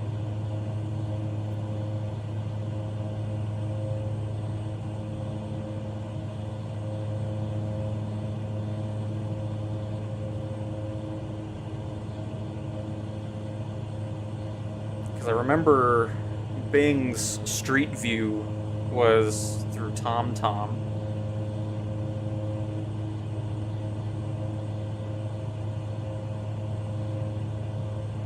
But I mean, Bing Maps is just, it's very outdated. And honestly, if it wasn't for Flight Sim coming out, I think Microsoft would have just scrapped it. Because I mean, you can look at places that have been closed for years and they're still listed on the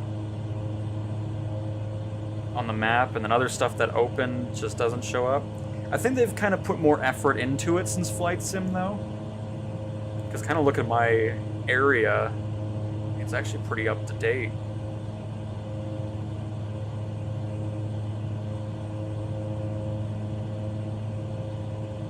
But their satellite imagery is still old. It's probably a good 5-6 years old in my area.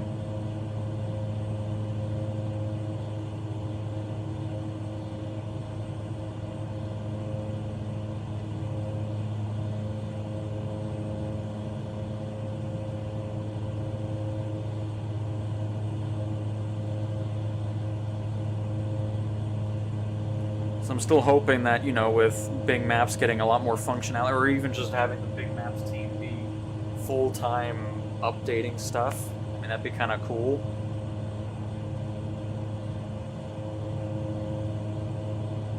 But yeah, I love satellite imagery.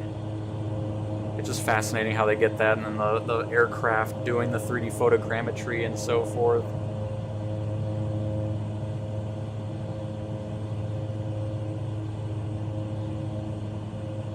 But nice, Zilla. I got that whole package for all that. It's a pretty good deal.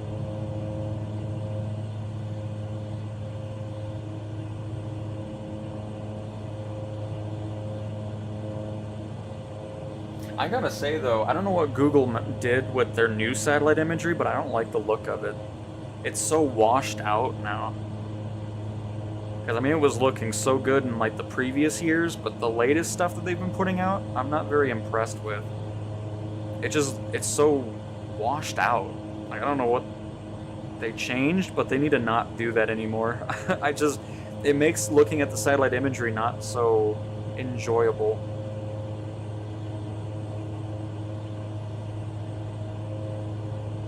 Especially when the new stuff is spliced right next to the older imagery, you can really see how nice it used to look compared to what it looks like now. Not sure why they changed that.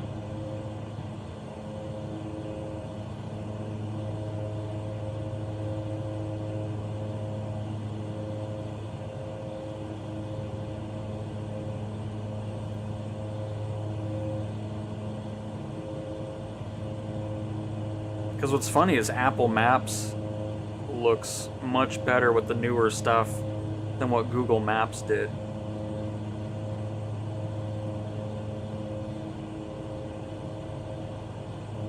And they're way more updated, which is crazy, because, you know, Google was always the one that was always on top of making sure they're updating the satellite imagery, but they've been kind of slacking lately. And then Apple Maps has been pushing a lot to continually update their imagery, because it looks really nice.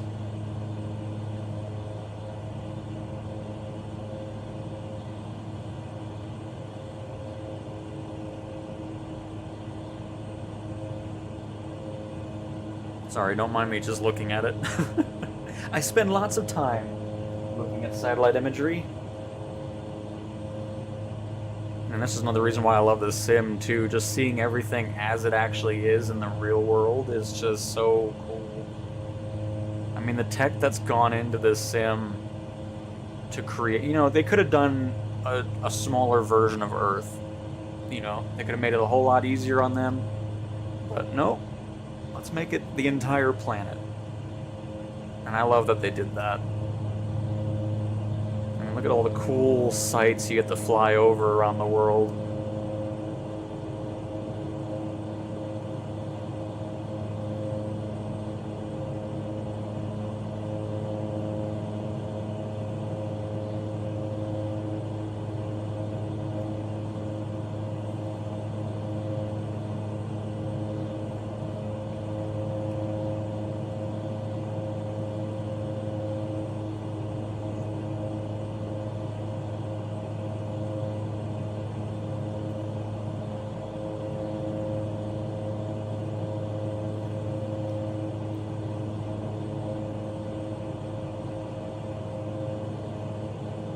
And then, of course, just thinking about everything that we can expect from the future of the Sim 2 with new content, new planes, new features, and just an ever-evolving world.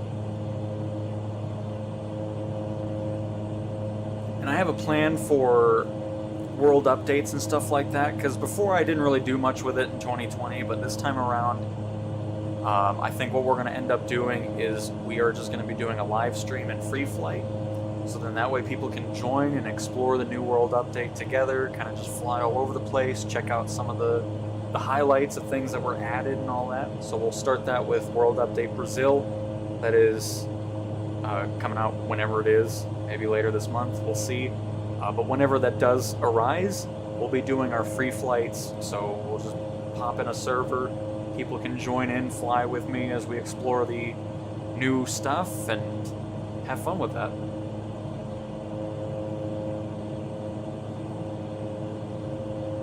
Yeah, I'm not sure what that is, because my area in the sim is older than what the Bing Maps... Well, no, that's not true. That's actually pretty... But I know what you mean. There are areas that have new imagery, but they're not in the sim just yet. I'm not sure if that's regarding complications with the new imagery or something, and they're still working on it, because obviously that'll eventually come in. But again, I'm not 100% sure on it, but I'm sure we'll see at some point that newer imagery in the sim as well at some point. But R. Dean, welcome to the live stream. Happy you made it to one. Welcome, welcome, and hello, Kyle. Welcome as well. We're flying over a pretty lovely region of Iraq right now. Didn't even know Iraq had mountains, to be honest.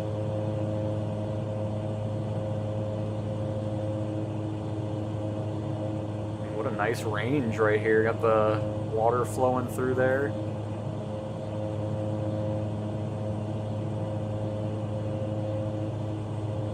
See, this is why, for me, mountains are always better than oceans. Because never one mountain range or set of mountains is identical to another. Like, this just looks really cool.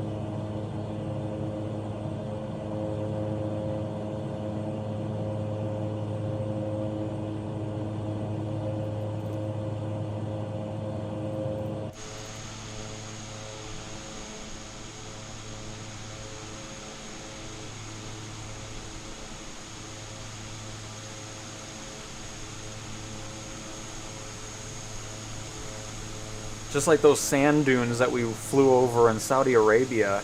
I mean, that was pretty awesome too.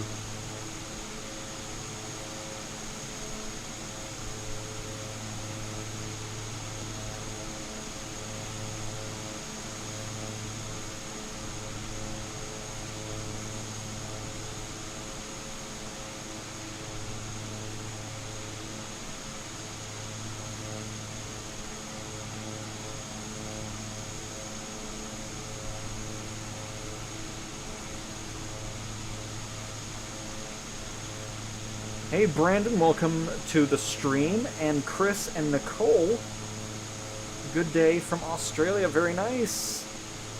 Thanks for joining from Australia, happy to have you here. Hopefully you're having a lovely evening then.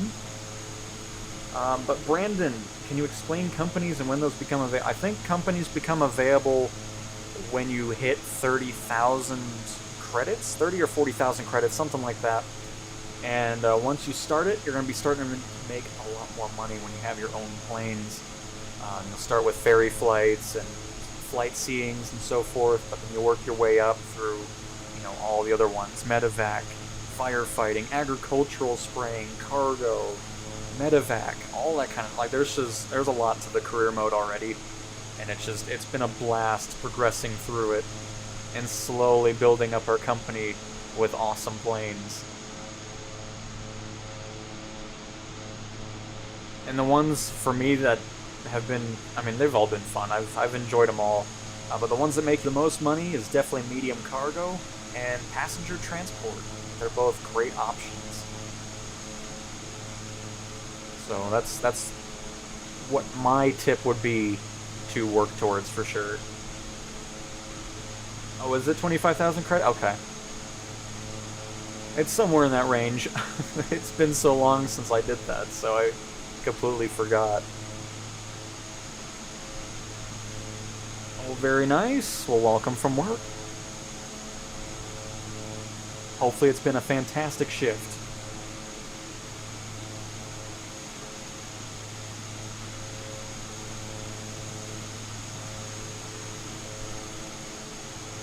I sold most of the planes we had in the beginning of our process of it, because right now I have 2 Pilatus PC-24s, I have the Cessna SkyCourier now, I have 2 Saab 340s, and I think that's it. Yeah, they're 5 planes. So 2 PC-24s, 2 Saab 340s, and the SkyCourier now.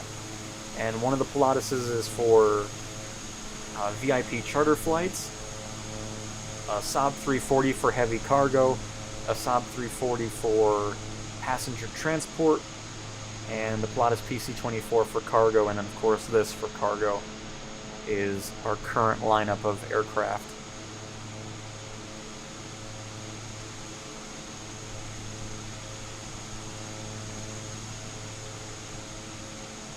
And the reason I got rid of some of those other ones is because the passive income just wasn't that great. But the Pilatus, the Saab, and I'm going to assume this one pays pretty good too if I'm not using it with passive income, which is great.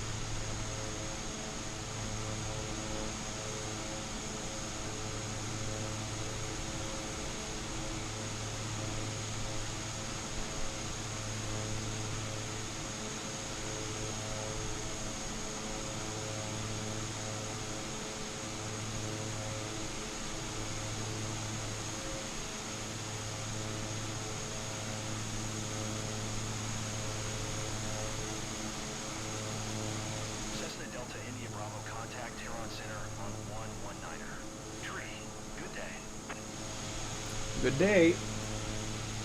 Kind of forgot about ATC. We haven't talked to him in a while, which is another plus of flying over the Middle East. You're not going into too many different airspaces. So if you're wanting to do those longer flights and still have that all going on, you're not missing out on too much communication, which is great. It doesn't tank your score. Overspeed. Oh. Overspeed. Overspeed. Overspeed. Oh my goodness. You must have... Oh god, what happened? What was that? Don't be doing that. Oh. Do we have like a getting a little bit of a wind. It's 57 knots. I don't feel like I'm getting hit by that much wind. My goodness, we got some boost somehow. We've been sitting in this range the whole flight.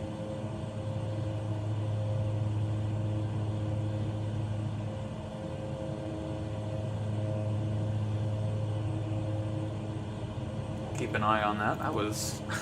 everything was nice and relaxing, and all of a sudden overspeed.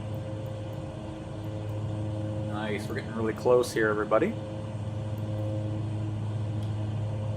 Oh, this hasn't updated. I don't think we're 92 nautical miles. We were 97 nautical miles like 30 minutes ago.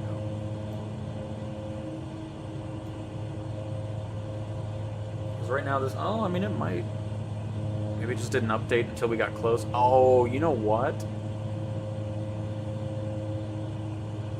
I see what this is showing. This is just showing that once we reach the waypoint of Perex, we're going to be 92 nautical miles away from it.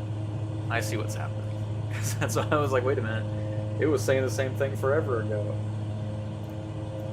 But anyways, we're 4 minutes out from Rabac.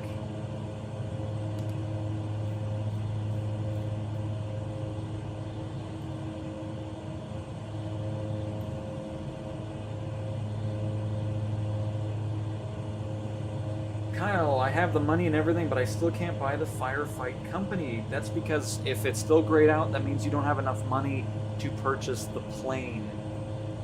That's why it's still grayed out. You should have enough for the company itself, but it'll only be available once you have enough money for the company and the aircraft. So just keep that in mind.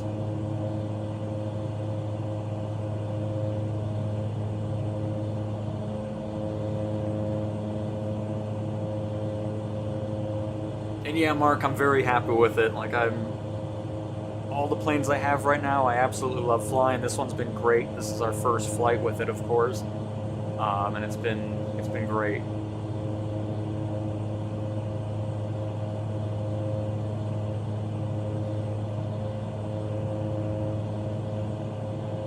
Currently grinding through small cargo and ferry flights, just trying to get to a point of having some passive income. Nice, Brandon. But yeah, once you get through that grind of the ferry flights, first flights, and flight seeing, it really starts kicking off. And then the progression, I think, just gets better and better as you get through those missions. It's really fun. And it's storming over there. Very nice. Can't wait for some thunderstorms again.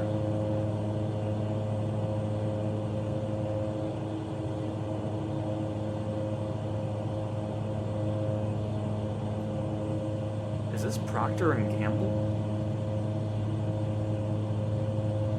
PPG? That logo looks familiar.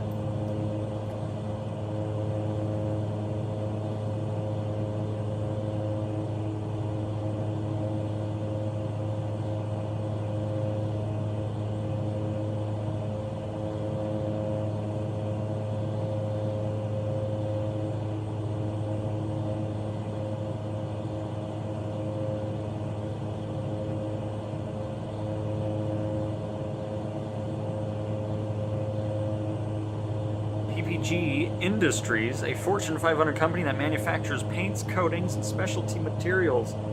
PPG was originally the Pittsburgh Plate Glass Company, founded in 1883. Nice. Oh, that's why. Probably because of, like, baseball or something. Pirates. That's probably why I recognize it. Hey, drone pilot. Hello, hello. Very nice, Chris. Very nice.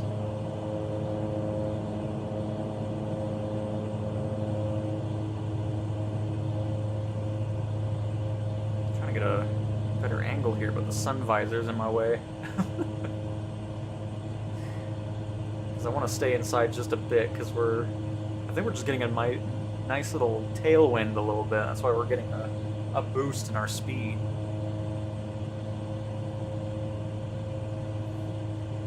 Am I looking forward to the Rex 5080? I don't know what that is. Or are we talking about RTX? Like graphics card or something? Because then if that's the case, then no, I'm good. I'm fine with my 3080 I got going on.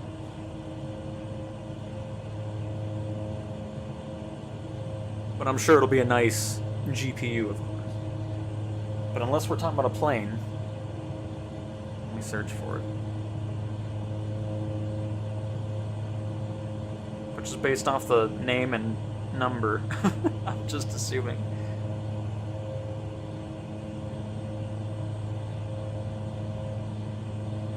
Oh, it's cheaper than I thought it was going to. Oh, it starts at $999. Is that the lowest end version, I guess? Oh no, that's the RTX 50. Oh, that's pretty good. At least the whole crypto crap is not raising the prices anymore. That was ridiculous.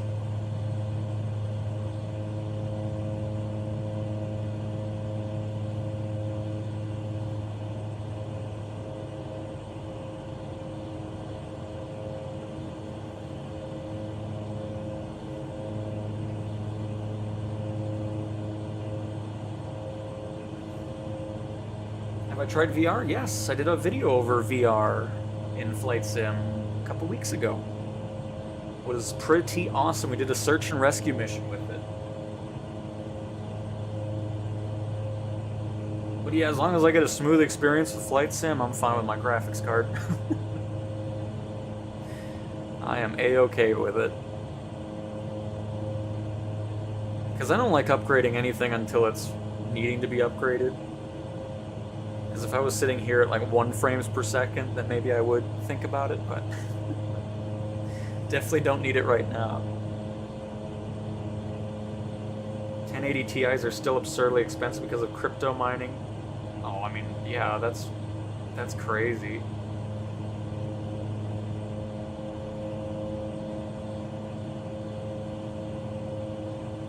But yeah, that's so frustrating. I don't understand how that has, like, I don't know, I still don't understand crypto. I've heard about it for years now, and I don't know how it's worth anything or where it even comes from. It's like, oh, here's this digital item that's somehow worth thousands of dollars. Okay.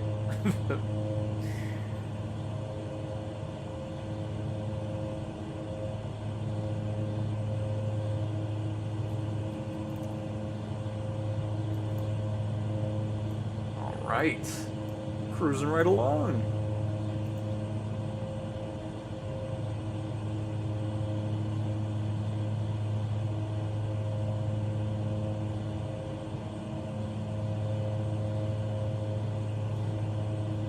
And yeah, apparently shredding.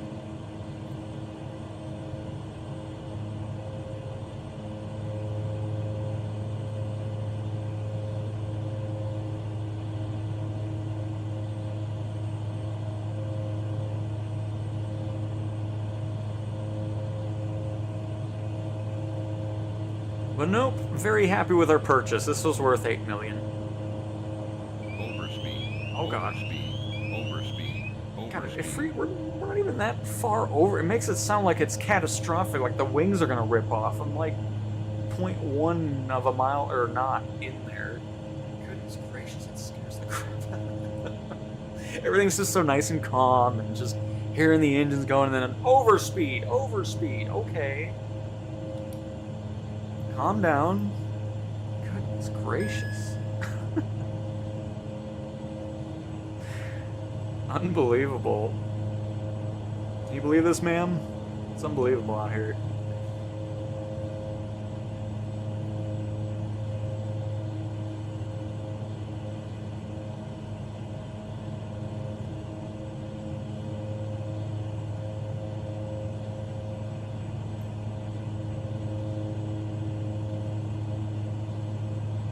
Still really cool that we got the flight plan stuff. I guess I want to get to a point where I kind of, you know, learn these systems and so forth, so just in case we want to switch it up and not just do the EFB, or if a plane doesn't have that functionality of sending it to avionics currently, it's just nice to kind of familiarize ourselves with it.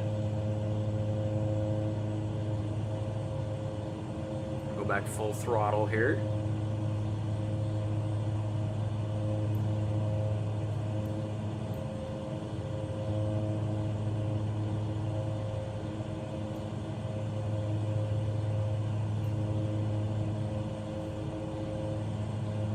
Does it have auto throttle? Doesn't look like it. I mean, there's a speed mode.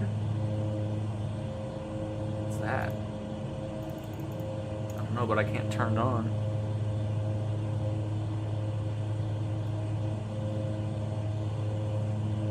But I mean, it's no big deal. I mean, we did most of the flight without it. It's just this tailwind is giving us that extra boost. Just trying to find the sweet spot with throttle. But yeah, since we've started we're gonna get a really good boost because it's gonna be straight behind us here, I think, or pretty close to it on this last turn.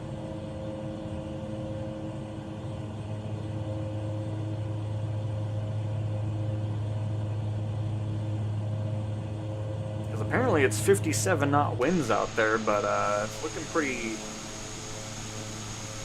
calm out here. Look how cool. I love this thing. Such a cool plane.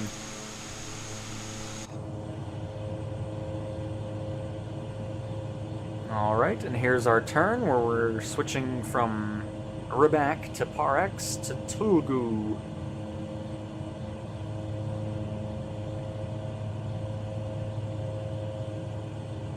Yeah, I'm down to 82% torque right now. We're getting the speed we were at 100. Oh, I mean, I'm not too worried about it. No.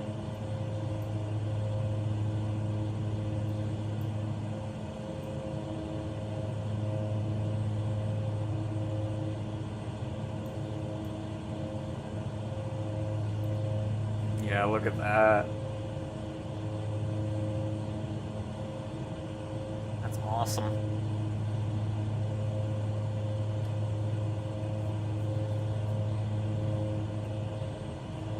And now we start the last long leg of the flight, which is 90 miles to Tulgu. And once we get to that, we'll make our left and we'll be pretty much landing.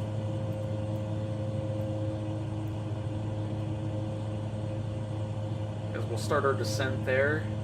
Where I go to the left of the airport, turn around, and do our first landing.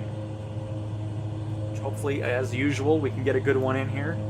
We flew this when the sim first came out, so I don't even remember what we're going for. But we'll try to do it quite nicely. Which, by the way, we may as well see if we have a little card somewhere in here that showcases.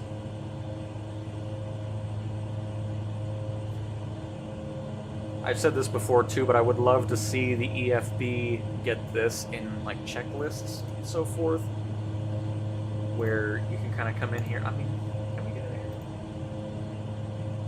I mean, you could probably do all this and get that information I'm talking about, but it would be nice just to have like a basic thing, like if you go into checklist and then do before takeoff, before landing.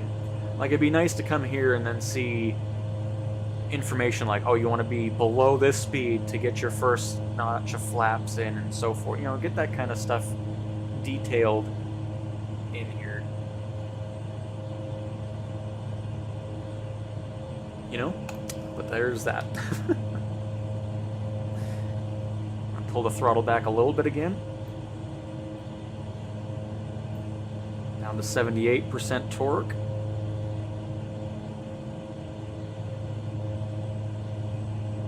There we go. Something right around there.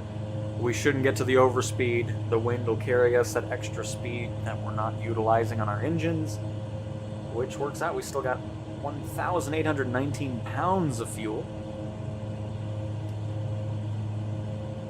And we are cruising. Are we already in the 70s? Nice. We are really cruising right now. Love that. Why is the master caution blinking? Yeah, it might have still been from when we had the other stuff going on.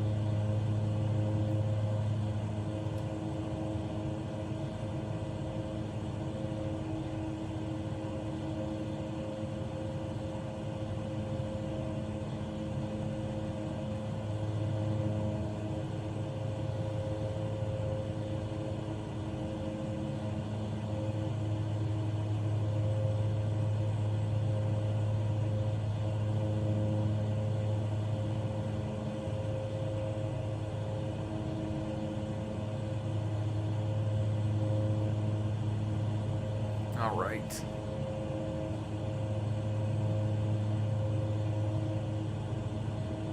I'm just glad we were able to buy this and utilize it, because I was a bit worried. I was like, it doesn't make any sense for this to be just heavy cargo. Because I really didn't want to just do a random flight and free flight, because then that's no fun. Do all that and you make no money out.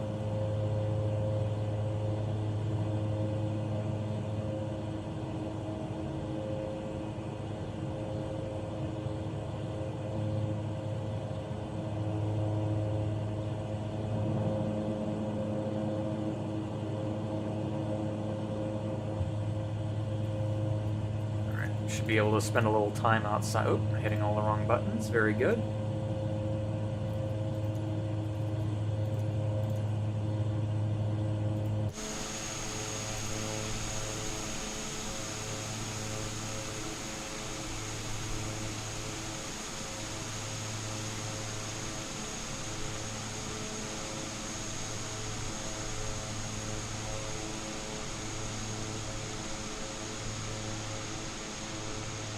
I wish we still had those mountains we were flying over. It's getting a little...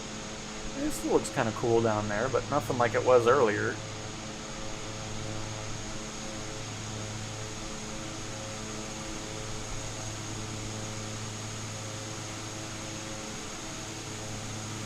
But in that 9-hour flight that I did yesterday with the Saab 340, it was the first time I landed at night in career mode. It was pretty nice.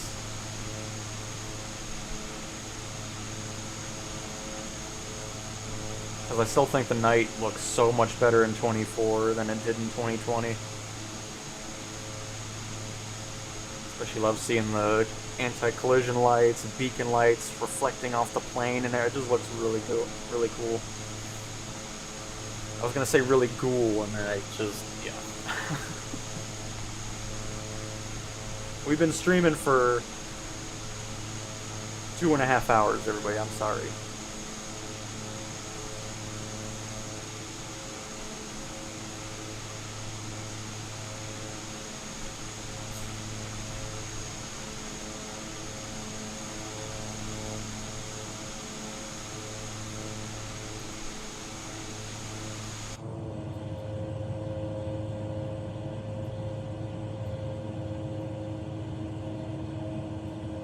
Dip below 60 miles out.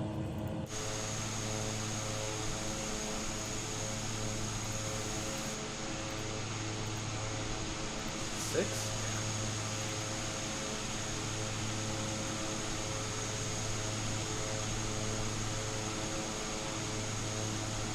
Oh, absolutely, Blaze. Absolutely.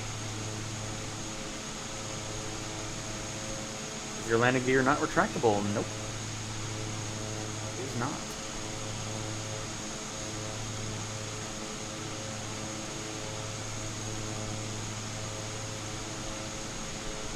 It is not.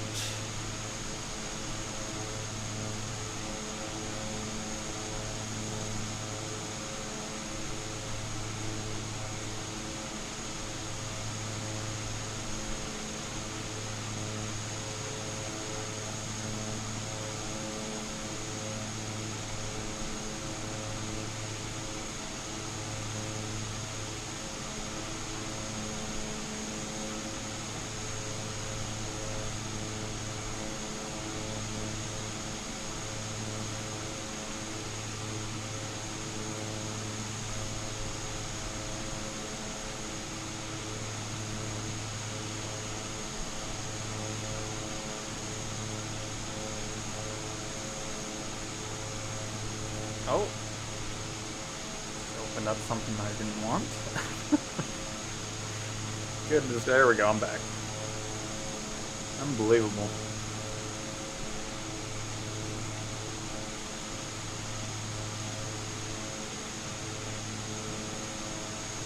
This was a fun flight though. It's kind of nice doing the autopilot stuff and learning that in a live stream as well.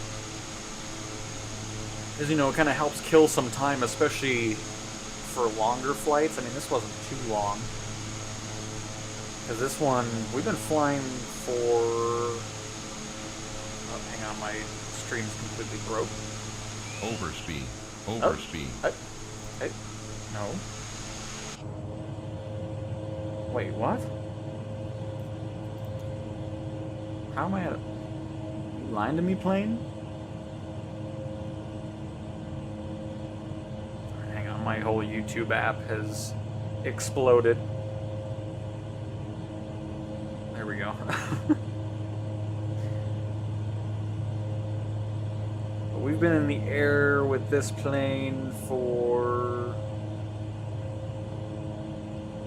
So we were on the ground still. Oh, we've almost been flying for 2 hours with the Courier, because we were just... Oh no, that was still us taxiing, hang on. And I was trying to mess with the computer, and I was like, oh, forget it, we'll do it in the air.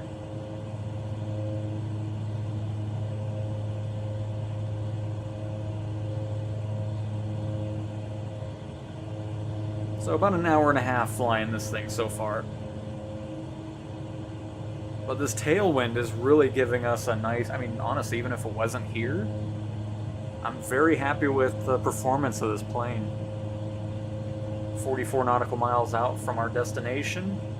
Well, almost. It'll be a little bit less because we have to turn and then head to the airport, but we're basically there at this last waypoint.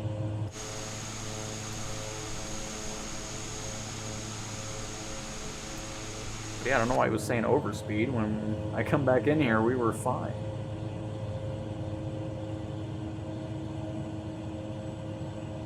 Unless it has some auto... I mean, I guess I could have just looked at this, too. We've been in the plane for almost 2 hours. I still think it's cool how the flight hour meter actually continues to climb and doesn't reset each time you go in the plane. I love those little touches. Those little details. And of course, hopefully next week we'll be able to dive into a live stream in Sim Update 1. We'll see. If it does come out next week, we'll probably have a release date from tomorrow's development update. Those always come out Thursday evening sometime, so... Because if we don't get a date then, it'll probably be in a couple weeks. But either way, we're relatively close based off of what they've been saying so far.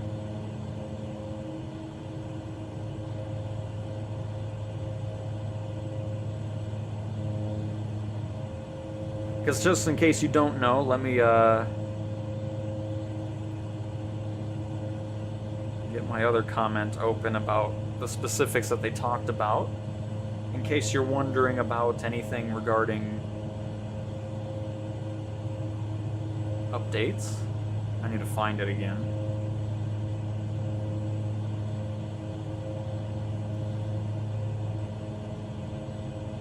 Cessna Delta India Bravo, you are turning 2 miles southwest. Descend and maintain 11,000 feet. Hang on, I'll get back to what I was going to talk about. Tree 0 approach via 17 ZHA transition. Cleared to 17 ZHA. Nice, we're actually getting a descent rather early rather than right at the airport. Tree 0 approach via 17 ZHA transition. Cleared to 17 ZHA. Cessna Delta India Bravo.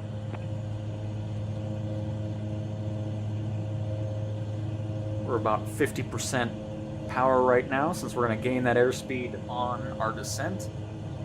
I'll leave it at about 1,000 feet per minute. Don't need to go too quick on that. But anyways, what I was going to say... Let me find it really quick again. Regarding updates and the future of the sim in the next month. Because this is from last week's development update. As we know, first major update, Sim Update 1, is well underway, which should be pretty close to releasing.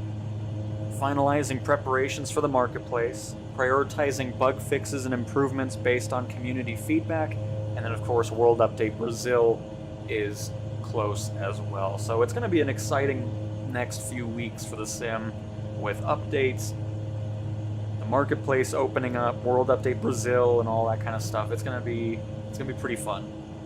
Definitely looking forward to it.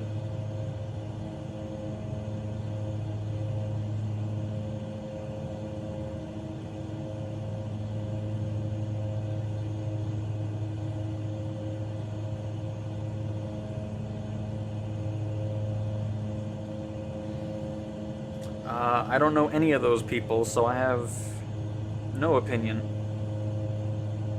Well, I know one of them with the severely edited thumbnails.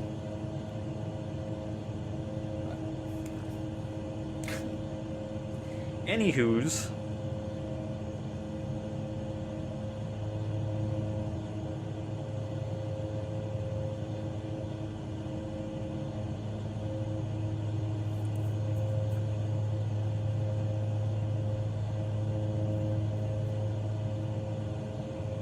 Descending to 11,000 feet.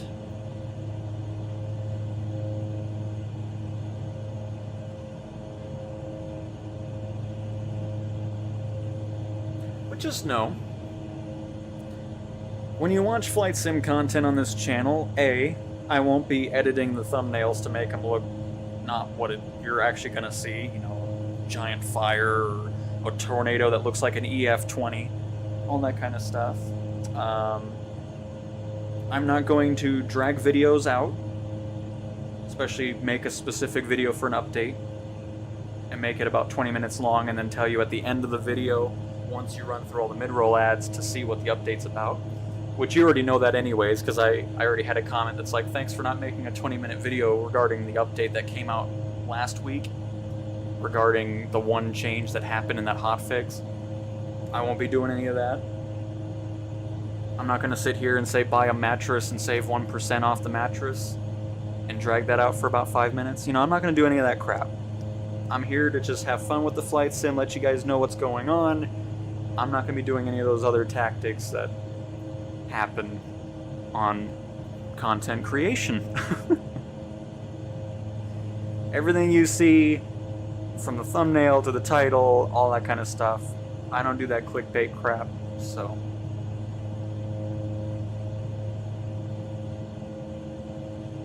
Just want to let you guys know that this channel will never dive into any of that nonsense. So. Oh, we're already here at our turn. My goodness, okay.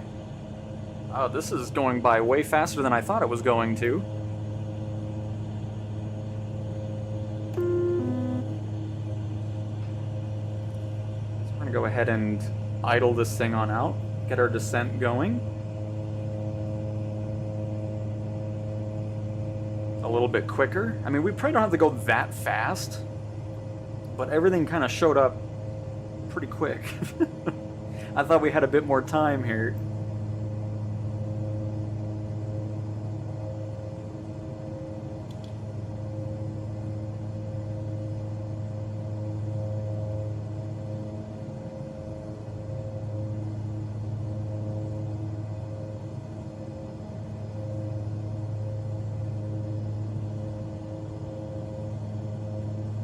Oh, and also, I won't be gambling on the channel and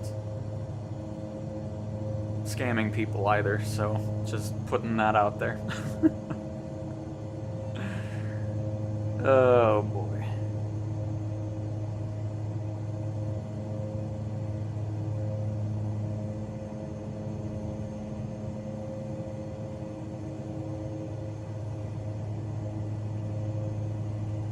But we'll definitely try to make this a buttery landing. Again, I'm not familiar with landing this aircraft, so it may or may not go well. We'll see.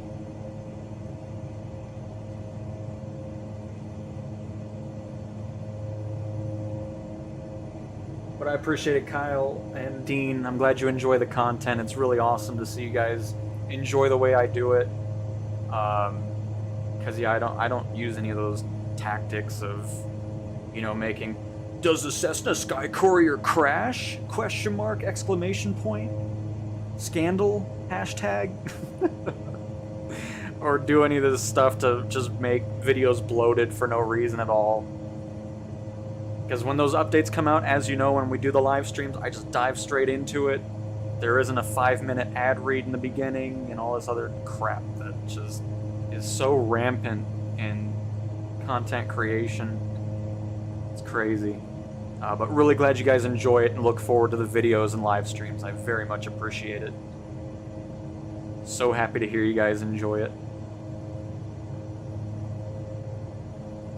true. Not scamming your viewers is scummy behavior. I know. I mean, we're cheating with Autopilot. I mean, we may as well just get into that too, right? You know.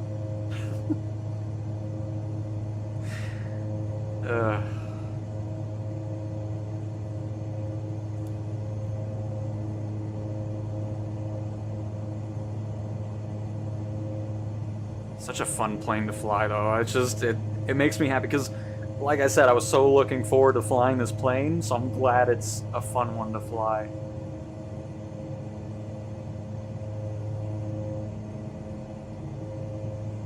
Oh, my iPad died. Hang on.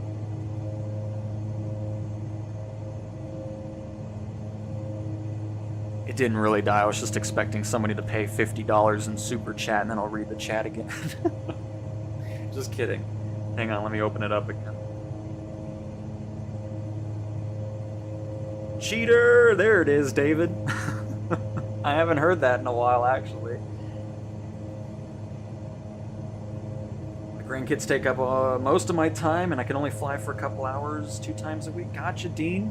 I mean, you can always make it to where once you get some really hefty flights, that can just kind of roll. Because honestly, I've done that a few times, and the ATC can just tank my reputation, whatever.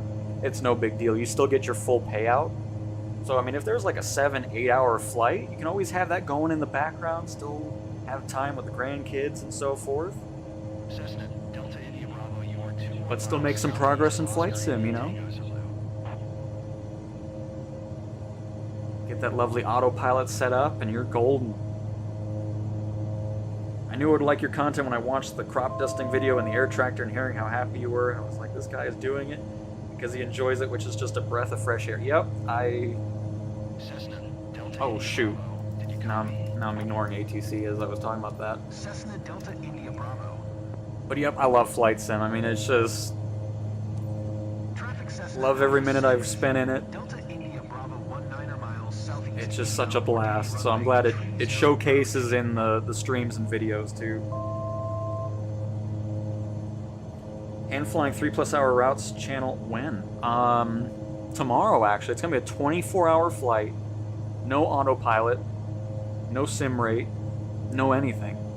We're not gonna have wings on the plane. That's how crazy this stream is gonna be. That's what the title is gonna be. Flying plane with no wings, question mark? But I appreciate it, David. But nice, Dean. Yeah, I mean, that's what I do a lot of. I mean, a lot of my hours in the sim isn't me actually sitting, because I don't sit there for the 8-hour flight or anything like that. I get it all set up, make sure it's golden, and just let it do its thing. If I miss ATC transmissions, it's whatever. I still get my full money payout, so if it tanks my reputation, it tanks it. Not really too worried about it at the moment. Because even if you do well on some missions, it'll still tank it for some reason. So I'll be more worried about it when that whole system kind of gets flushed out a bit. 10,000 feet. By the way, I think this is the airport I'm looking at off our nose. But it isn't. I don't know what I'm looking at then. Good. Uh-oh, we're not even lined up with it. It's over here.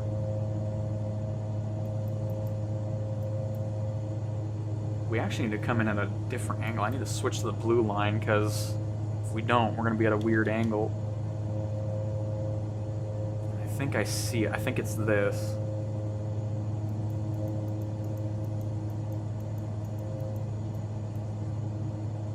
I don't know. I need to just stop saying I'm seeing it, because I don't know what I'm doing.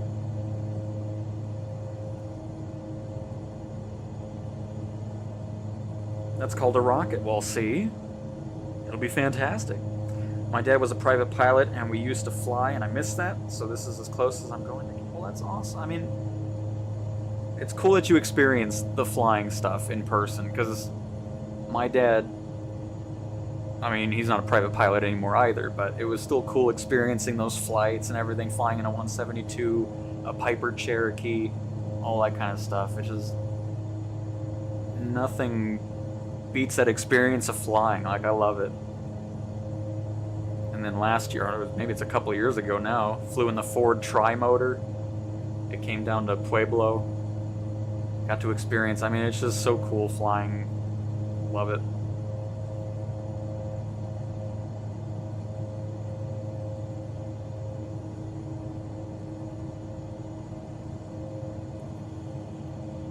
No, it's just a running joke, Dash.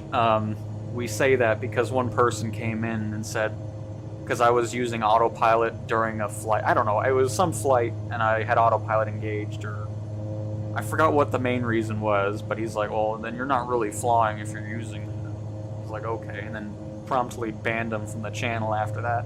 And I think that person is still around, because every live stream always has one dislike, and I just imagine it's that person that said that.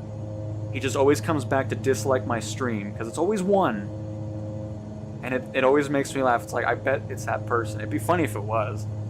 He just comes back to every stream and dislikes it because I use Autopilot. Oh, man. But that's why people say the cheating part. What should I name my firefighting company? I don't know. That's up to you.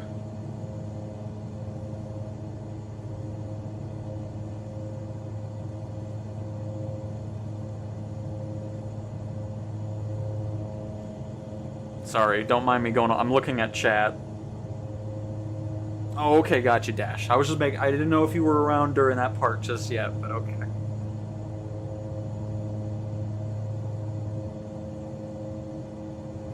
Oh, gotcha, Dean. Gotcha. But also sorry that your dad passed. I didn't mean for it to sound like, oh, that's awesome that you know, I assume you knew what I meant. Because I read it, and then I said that, and I was like, oh, wait, that sounds terrible. But I meant about the flying part. Goodness gracious. That's crazy, Jason.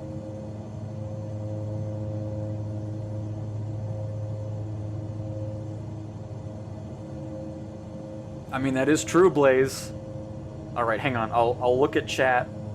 Again, I'm sorry, I'm all over the place because I'm looking at it and trying to fly level, and yeah. Get all our lights on. Perfect.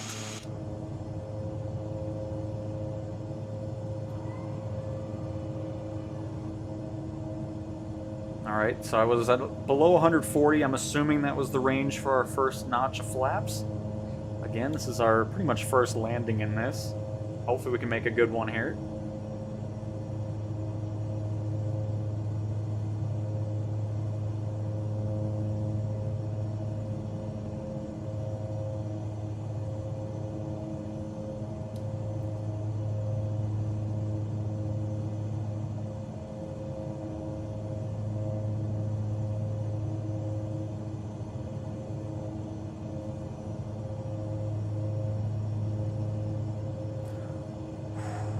Because it's always weird landing a new plane in first person, because, you know, you get used to where you're at with the wheels over time, and then when you're first diving into one, it's like, okay, am I close to the ground? Am I too far away from the ground? All that kind of stuff going on. 400. Do we actually get that full 300. readout? 200. That's awesome. Don't have to worry about it with this plane then if he goes, you know, 50, 40, 30, 20. 100.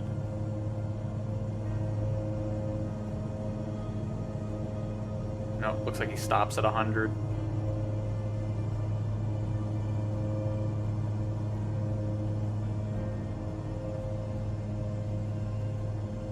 How am I not on the ground yet? Oh, we are. Wow, that was smooth. Okay.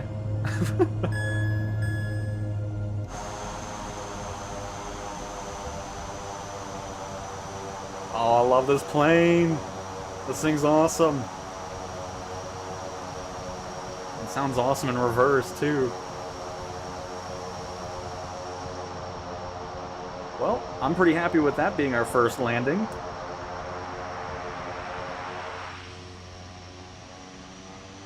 Sweet.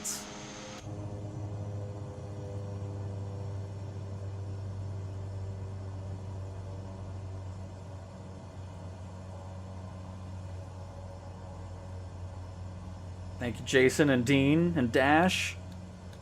And Lovable. Lovable Dingus. What a name, by the way.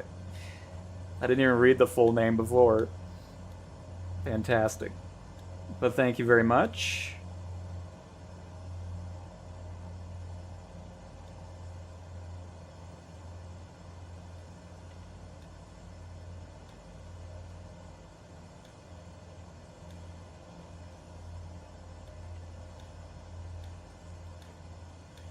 That was a great way to end the flight.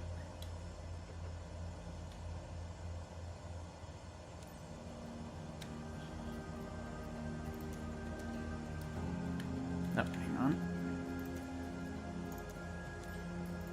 Oscar Romeo Alpha Bravo, traffic Cessna Alpha 6. Delta India Bravo is taxiing. Nope, another fantastic purchase. Highly recommend this plane if you're looking for a new medium cargo aircraft. Delta India Bravo is This one was just taxiing. a blast to fly. It's going to pair well with my Saab 340 and Pilatus PC-24.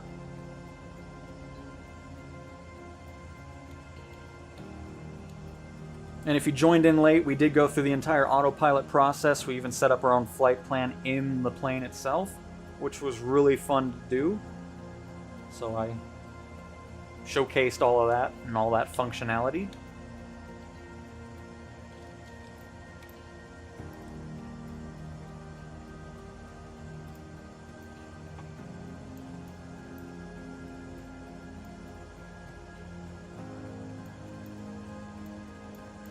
Oh.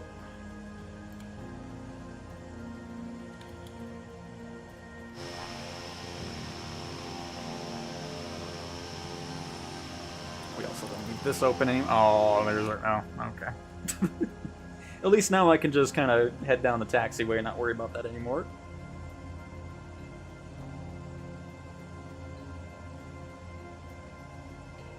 Oh, that's right. We were supposed to land on the other side, weren't we? Kind of forgot about that. I'm surprised it didn't get mad at us, actually. What did I have set on the computer itself? Maybe that's why. I did runway 12. Oh, yeah. Oh, okay. Completely, honestly, forgot all about that. I was just excited to land this thing.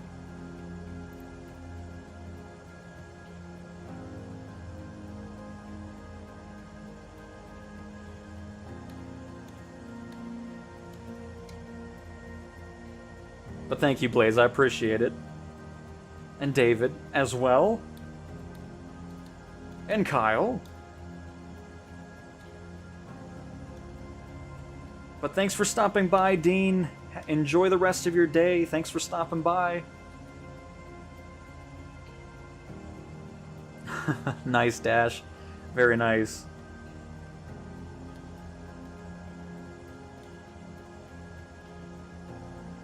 Don't mind me taxiing and looking at my phone. Awesome. Very, very awesome.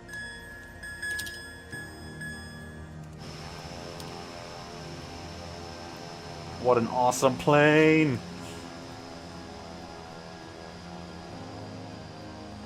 But nice, Kyle. Glad you're getting a new setup. That's awesome.